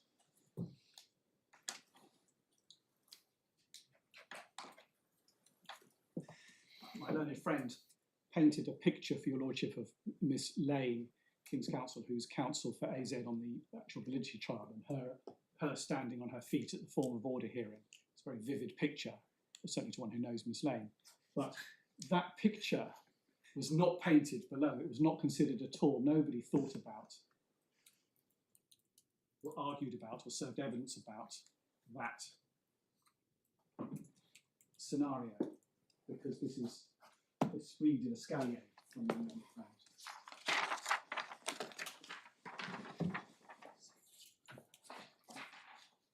And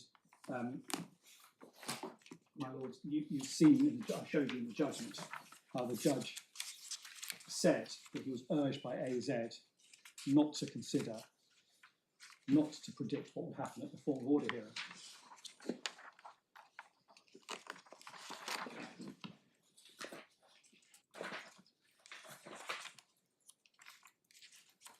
As I say, even if your lordships think that this is a good point, and even if your lordship thinks that this turns quantifiable damage for AZ into unquantifiable damages, that would still feed into the balance of convenience. And the judge said that, and the judge explained very carefully why the unquantifiability of damages to Glenmark was much, much stronger. And therefore the balance of convenience would still tip in that way. But my real point is that the judge was never given the opportunity or asked to factor that in. And it would be contrary to principle for this court to do that exercise. And it was for the judge to consider all the evidence as he did. My lord, that takes me to ground 3. Now, ground 3 is really focused on damages being an adequate remedy for AZ. And my two overarching submissions on ground 3 are, first of all, it doesn't help my learned friend if you dismiss ground 1 or 2 and uphold the judge's finding that damages for AZ would be quantifiable, and then you don't get to the question of. Do you mean AZ? Or do you mean? I probably misspoke. Yes. I thought ground 3 related to. Perhaps I'm wrong. Well, certainly, I interpret ground 3 as being related to quantifiability of damages for Glenmark. Yes. Yes. That's, You did misquote. yeah. That's why I interrupted. Well, thank you. Right.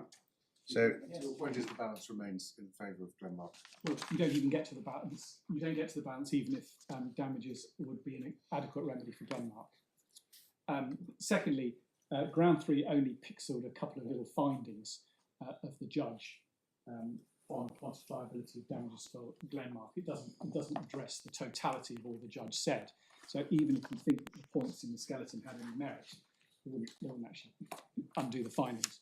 But the 2 points in the skeleton don't have any merit at all, and I'll just address them. So the first point is at paragraph 70. It is now known that other generics are ready to launch immediately. And I've already made my submission that it's not known whether they're ready to launch immediately. But more importantly, this does even if they are ready to launch immediately, that doesn't undermine the findings in 91 to 93, the reasons in 91 to 93 that damages would be an inadequate remedy. On the contrary, if one was to now proceed on the basis that it's certainty that Teva and generic X are going to launch today, and those findings remain exactly in place, and in particular paragraph 93 is even stronger, because it's going to make it even more difficult to work out how much product Glenmark could have sold if it hadn't been injuncted. Furthermore, Sorry, can you help me understand that point? I can understand that might be a good point in the event of an inquiry on the Cross-undertaking in the period between the 17th of March and now. Why does that help you going forwards from today? well, no, because what I mean is that there will be a dispute. From today, it makes if Glenmark were to be the only company launching today, then it will be difficult. You were assuming against yourself that's not Yes, that's the what I mean. position. And your submission was, even if you assume the other two are coming in at the same time, it still holds good. But you were trying to support that by reference to an argument that seemed to me to be more relating to the hypothesis that Glenmark were the first movers, as indeed on the present evidence they may well have been as at 17th of March. No, what I meant was, I'm sorry, paragraph 93 is saying that the existence of other generics, if they exist, that's what 93 says, will make it harder to work out how much product Glenmark would have sold and at what profit and at what prices. And the more certain you are that there are going to be other generics, the more certain we can be that that will be a confounding factor at the inquiry under the cross-undertaking. Okay, I understand. Thank you. And the third point on paragraph 70 is that it is the faulty logic in this sense. It concludes generic entry in the price spiral that will occur following the food will provide good evidence of what would have happened if no interim injunction is granted now. And that's just simply wrong. What we know from Stobbles 2 is that at most there are 2 other generics ready to launch. What we don't know is how many generics will be ready to launch following the form of order hearing. So it is not necessarily the same position. What happens following the form of order hearing? If 4 generics plus Glenmark enter the market, for example, won't tell us what would have happened today, even on the hypothesis that it's Glenmark plus 2. The other paragraph that I need to address is paragraph 72, which is the judge's consideration of the NHS. And the point is that the judge's reasons that NHS will not recategorise dapagliflozin in the time we're talking about. and that misses the point. In other words, if the SPC is found invalid, ultimately, then dapagliflozin will be recategorised in due course, and the evidence is that it will take some months, and probably once all appeals are exhausted. So in apixaban, for example, it wasn't recategorised until all appeals were exhausted. And that will happen whenever it's found invalid. But if Glenmark is injuncted, that recategorisation may well be later than if Glenmark had come onto the market now. I underline the word may. So the NHS may well suffer damage as a result of Glenmark being injuncted and the recategorisation happening later. After the SPC is found finally invalid, but later. And the reason I underline may is because, as the NHS point out, it would be very hard for them to establish exactly when recategorisation would have occurred in a counterfactual, making it very difficult to assess Glenmark's and the NHS's losses, as the judge held. Because, of course, on the inquiry, it will be in AZ's interests to say that recategorisation would have happened early. Whereas for the NHS, that's beneficial. For Glenmark, that's not beneficial, and that just makes everything incredibly complicated. And is why inquiries under cross-undertakings, when they've occurred, have been found to be very, very difficult indeed. And that was one of the categories of evidence that the judge referred to when he addressed that, the experience both in this country and in Australia, where it's been found to be particularly difficult. So the judge was absolutely right to find, for those reasons and for all the other reasons which aren't touched by ground 3, that the uncertainties in the case of an inquiry under the cross-undertaking are much greater, and at the risk, and I know I'm repeating myself, but it's really important to bear in mind that whereas there are uncertainties on both sides, if Glenmark are not injuncted by the time of the inquiry, all the uncertainties will be known, all the things that the judge during the inquiry will need to know will be known, and he can do his arithmetic. Whereas if Glenmark is injuncted, the judge hearing the inquiry under the cross-undertaking would have to establish a counterfactual, and that was going to be very, very difficult indeed, and carry with it a real risk of undercompensation, as we saw, for example, in Apotex. So, my lord, those are my submissions on the appeal. Let's see if we further I can help Bridget with. Thank you very much. I press on your lordships for a very small number of points in supply. If your lordships would take the supplementary bundle, go to tab 20, please, which is the transcript. And I'd be very grateful if your lordships would turn to bundle page 235. That's the very end of my submissions to the learned judge. And the transcript pages I'd like to direct my lord to 157, line 11 to the end of 158. And the key point I'm going to come on to is 158, but I ought to just run up. At 157, and I'm starting where? Line 11, my lord. Through to the end of 158. And the reason I am going here, this was a slight, as I said to the judge at the time, a slight jury speech at the end. But once I get on to 158, the final point on the status quo is one has to look at one other point that arises, is that once the party on the market, it's all the more difficult to come back and ask for an interim injunction. That is an important movement in the status quo, potentially a very valuable one if it turns out there ought to be an injunction a month or two's time. I refer to that because I submit that makes it absolutely crystal clear that my learned friend's submission at this point wasn't raised is wrong.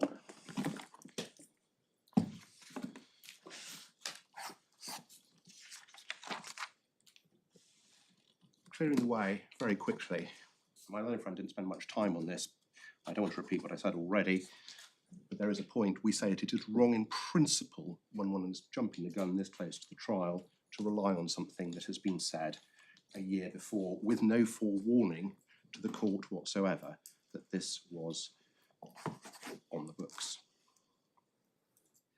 My learned friend complained that I had submitted that AstraZeneca was prejudiced in terms of the evidence. That wasn't a question of time I'm not saying that we didn't have enough time from the 20th of February. I'm saying that the key evidence, which is the evidence that is, for example, in Stollers 4, is not available to AstraZeneca in these circumstances where the gun has been jumped. In the authorities bundle tab 9, my learned friend went to a quote from Lord Justice Floyd in Newham at page 18, and both my learned friend and the judge cut that quote off before it gets to its conclusion. So it starts. So that's authorities. Tab 9, my lord, bundle page 179.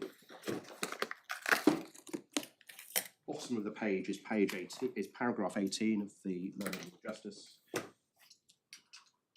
This is where we get three lines up from the bottom. The court doing the best it can on the written evidence, like so.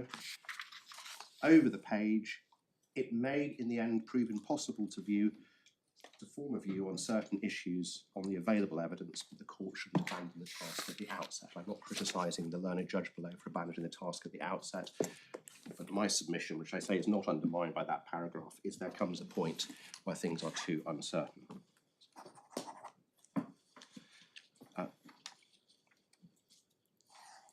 I'm not going to go back on the price strategy findings in any material effect, except to submit that my learned friend has not adequately dealt with the difference between list price and actual price.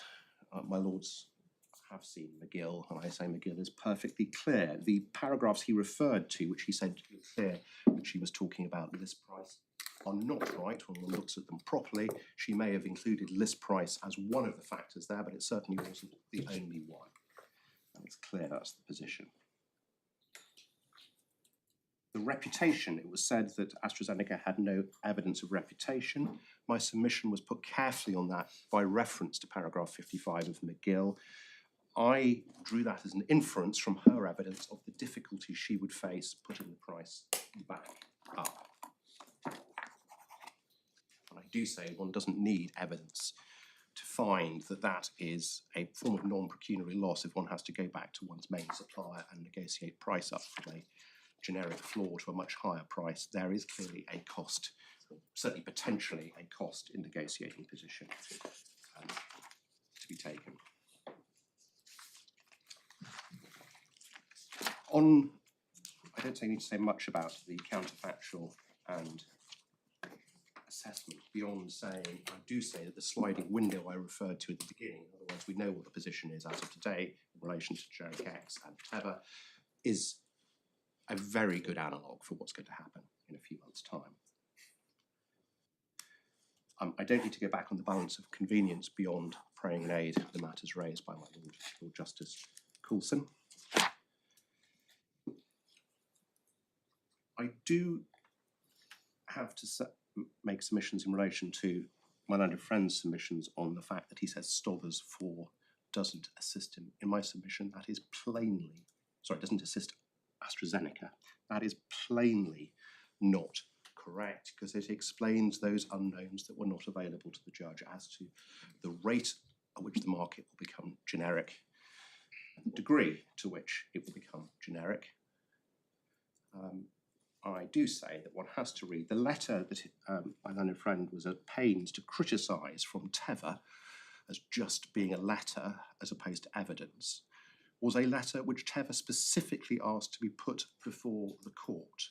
And it's written by Pinsent Masons, who are obviously extremely senior and respectable solicitors, and it can be taken to mean what it says. And in my submission, what other evidence could AstraZeneca get in any event than attaching that letter to the back of a witness statement, which in my submission does no more than exhibit the letter.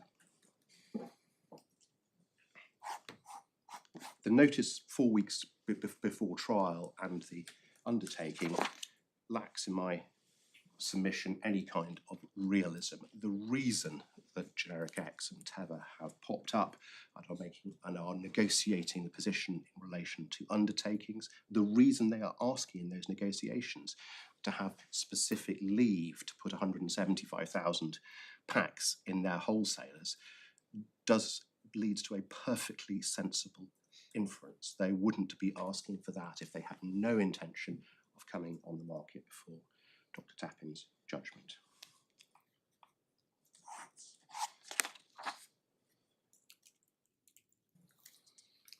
Teva and Actavis, I'm not sure entirely where that goes. Auto-genericization and brand equalization are factors in relation, as my Lord Justice Arnold said.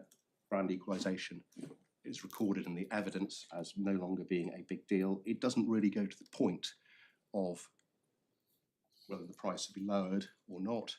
And certainly there's no evidence from Mr. Farrant suggesting they're the only methods by which they could be lowered. Bayer and Aspire, I do place weight on the rivaroxaban case. I do rely very much on the decision of His Honour Judge Hakon. My learned friend went to paragraph 56, I think also my Lord Justice Arnold did. I would point out that in paragraph 55, he does look at the damage, the unquantifiable loss, and he says he doubts there will be very much of it before judgment. It is very close in paragraph 55 saying, frankly, I don't think there is any, but I'm nonetheless going to hold the status quo. Now, he doesn't go quite that far, I don't want to misspeak it, but I would urge on my lords that the approach that is taken there is really an approach where we're no longer worried about adequacy of damage, we're worried about launch this close to judgment, the jumping the gun point. And I do pray and aid the reasons that my Lord Justice Coulson put to my learned friend about the effective disruption to the legal system and disruption to the market that will happen. It's a policy reason I advanced in opening if jumping the gun becomes common practice, because there's no realistic possibility of getting an injunction.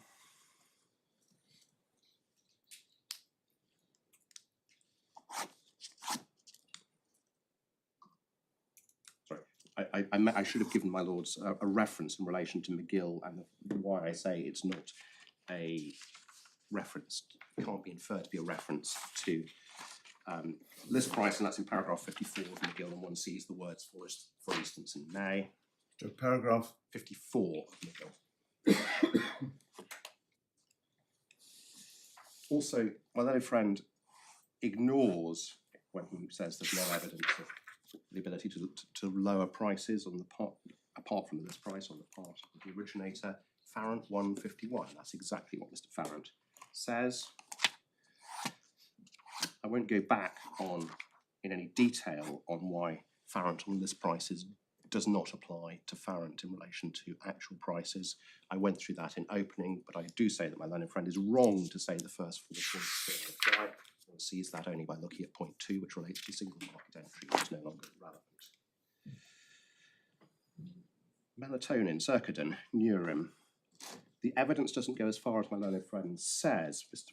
Farrant at 197 talks about reimbursement price going back up, but we don't know, so that's the reimbursement NHS price as I understand it. We don't know what Neurim were doing in relation to discounts or rebates. They may have had something, they may not. We simply don't know. Apixaban. Now, it's recorded very briefly in the judgment, and if one looks at the way the learned judge records it, J66, it's unclear in my submission whether he's placing any weight on it at all. If he was placing weight on it, then he had to address another matter, and that matter is raised in Mr. Stother's second witness statement. And from paragraph 32 onwards of Mr. Stother's witness statement, he deals with the market for what apixaban is, which is a direct oral anticoagulant. I'm not going to go through that evidence, but there's a whole set of evidence that says, look at apixaban, it's a rather special case, an example, and that may explain why it behaves the way it did. So my primary submission on this is that the judge didn't place any weight on apixaban. That's why it's a throwaway line at the end of 66. If he did place weight on apixaban, he was wrong not to consider the other factors that were raised by Dr. Stothers. Those are legitimate factors that weren't criticised per se.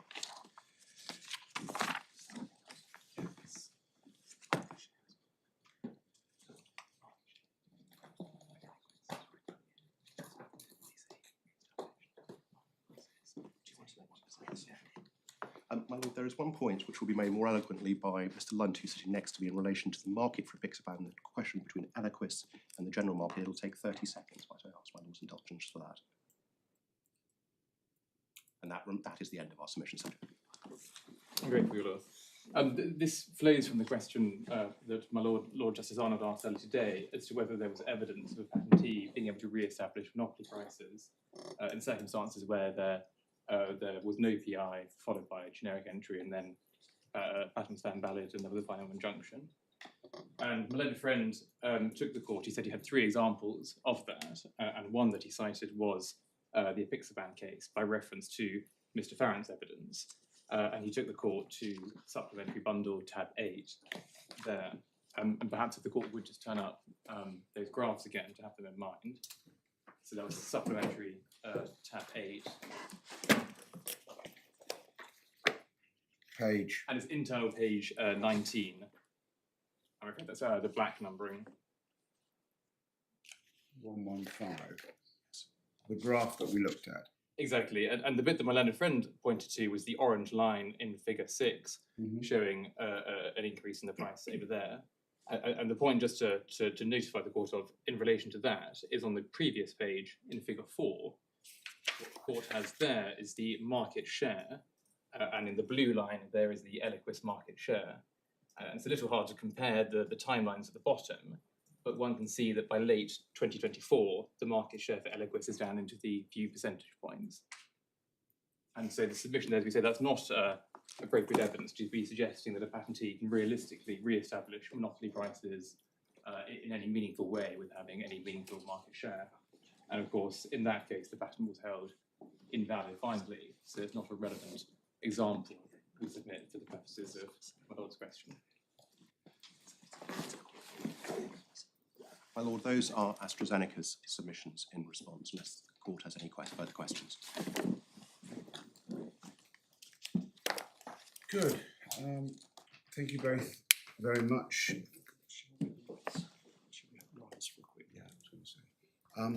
In the circumstances where rise, don't go away, and we'll be back as soon as we can. Court rise the table.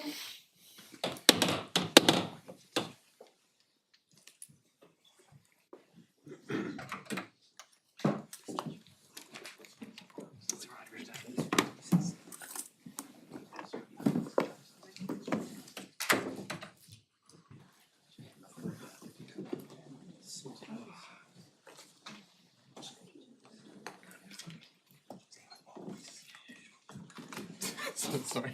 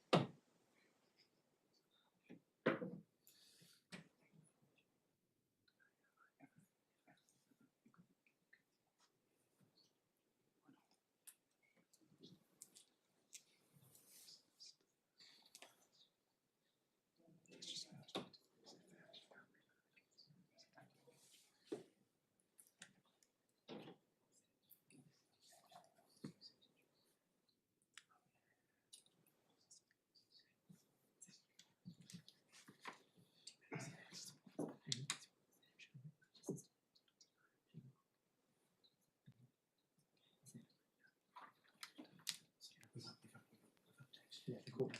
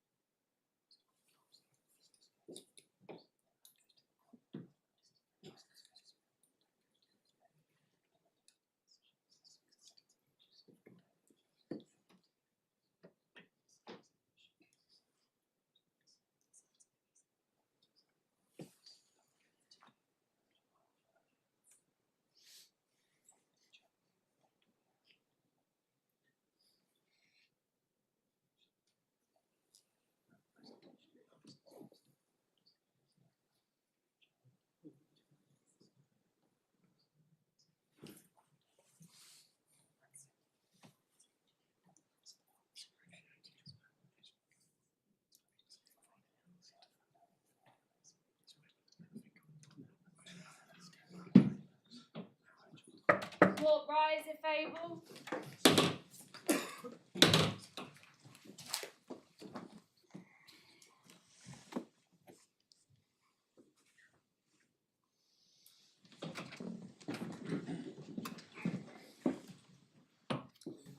Well, thank you both very much, or three of you very much, and thanks for those sitting behind you. We've obviously done a lot of pre-reading in this case, but we've been greatly assisted by the oral submissions.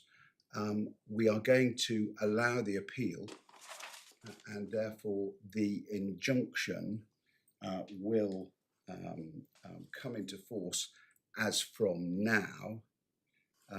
There is a draft order.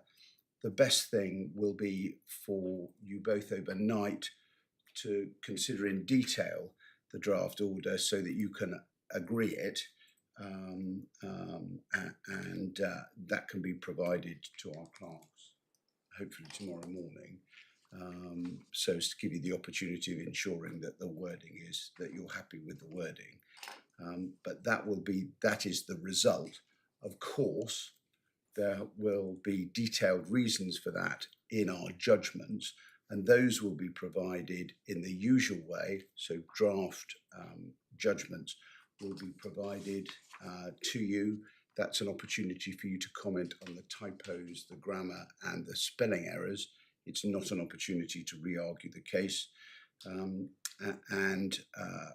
When we have those comments back, then hopefully we can agree, we can finalise the judgment, and we can agree any other matters which would need to be in a final order pending the form of order hearing in the underlying trial. Draft judgments will be confidential in the usual way, so therefore you will be bound by that confidentiality agreement. And as you know, there are strict rules as to contempt for referring to the confidential judgment before it is finalised. So that's our general proposal. Are there any particular points that arise from that? Well, may I just ask a question to confirm that I've understood your lordship correctly? In relation to the draft order, we'll obviously discuss. Your lordship noted that there is a draft order. We've got a number of points on which it needs to be improved. Your lordship's not saying anything about whether you think that the draft order is right or wrong. Oh no, that's why I'm giving you, yes, expressly giving both sides the opportunity of getting together, yes, and agreeing a form of order expressly that may not be in precisely the form of the draft. Certainly speaking for myself, I've read it, and that's as far as I've got, and nobody's made any submissions about it, thankfully. So that's a matter that we very much hope we can leave to the two of you. Understood, exactly. So that's the purpose, and it would be good, whilst we still have it in our minds, that you can provide it tomorrow, if at all possible. Do I take it from what your lordship said that you want to do with cost after you've handed down your written judgments? Yes, the purpose of the draft order is to ensure that there's no doubt that the injunction will be in force.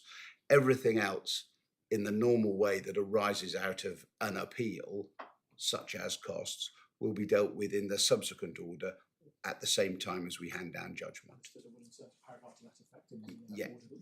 Yes. This is solely designed to ensure that, in that sense, the status quo is maintained. That's the reason. It's a very short point by the order, and I'm sure in any event it will be agreed with my learned friend, but I think I should mention it in open court. There is obviously the question of the 175,000 packs that are currently with wholesalers, which will, as I understand it, be caught by my lord's injunction. They obviously need to know straight away what the position is, and they can't do anything with them. I just want to say it in open court, I'm sure it will be agreed. Well, that's understood. Yes, my lord, there's nothing. And if that is something that needs to go into the order, or people feel it should go into the order, then fine. But we would hope that we can leave that. I'm sure that's the case, my lord. I thought it ought to be mentioned in open court, so given where. Yes, no, it's quite right to ventilate the point so as everybody knows where they stand. All right. Is there anything else? All right. Well, it just remains for me to thank everybody again, and I think it would only be fair to put on the transcript the absolute excellence of the transcribers. because I've been watching it, obviously, from time to time when to check something, and this is one of the best and most accurate transcripts I think I've ever seen. And so I did want to finish today by making sure that the transcribers who are remote know that their efforts are very much appreciated by the court. All right, thank you very much. Court rise if able.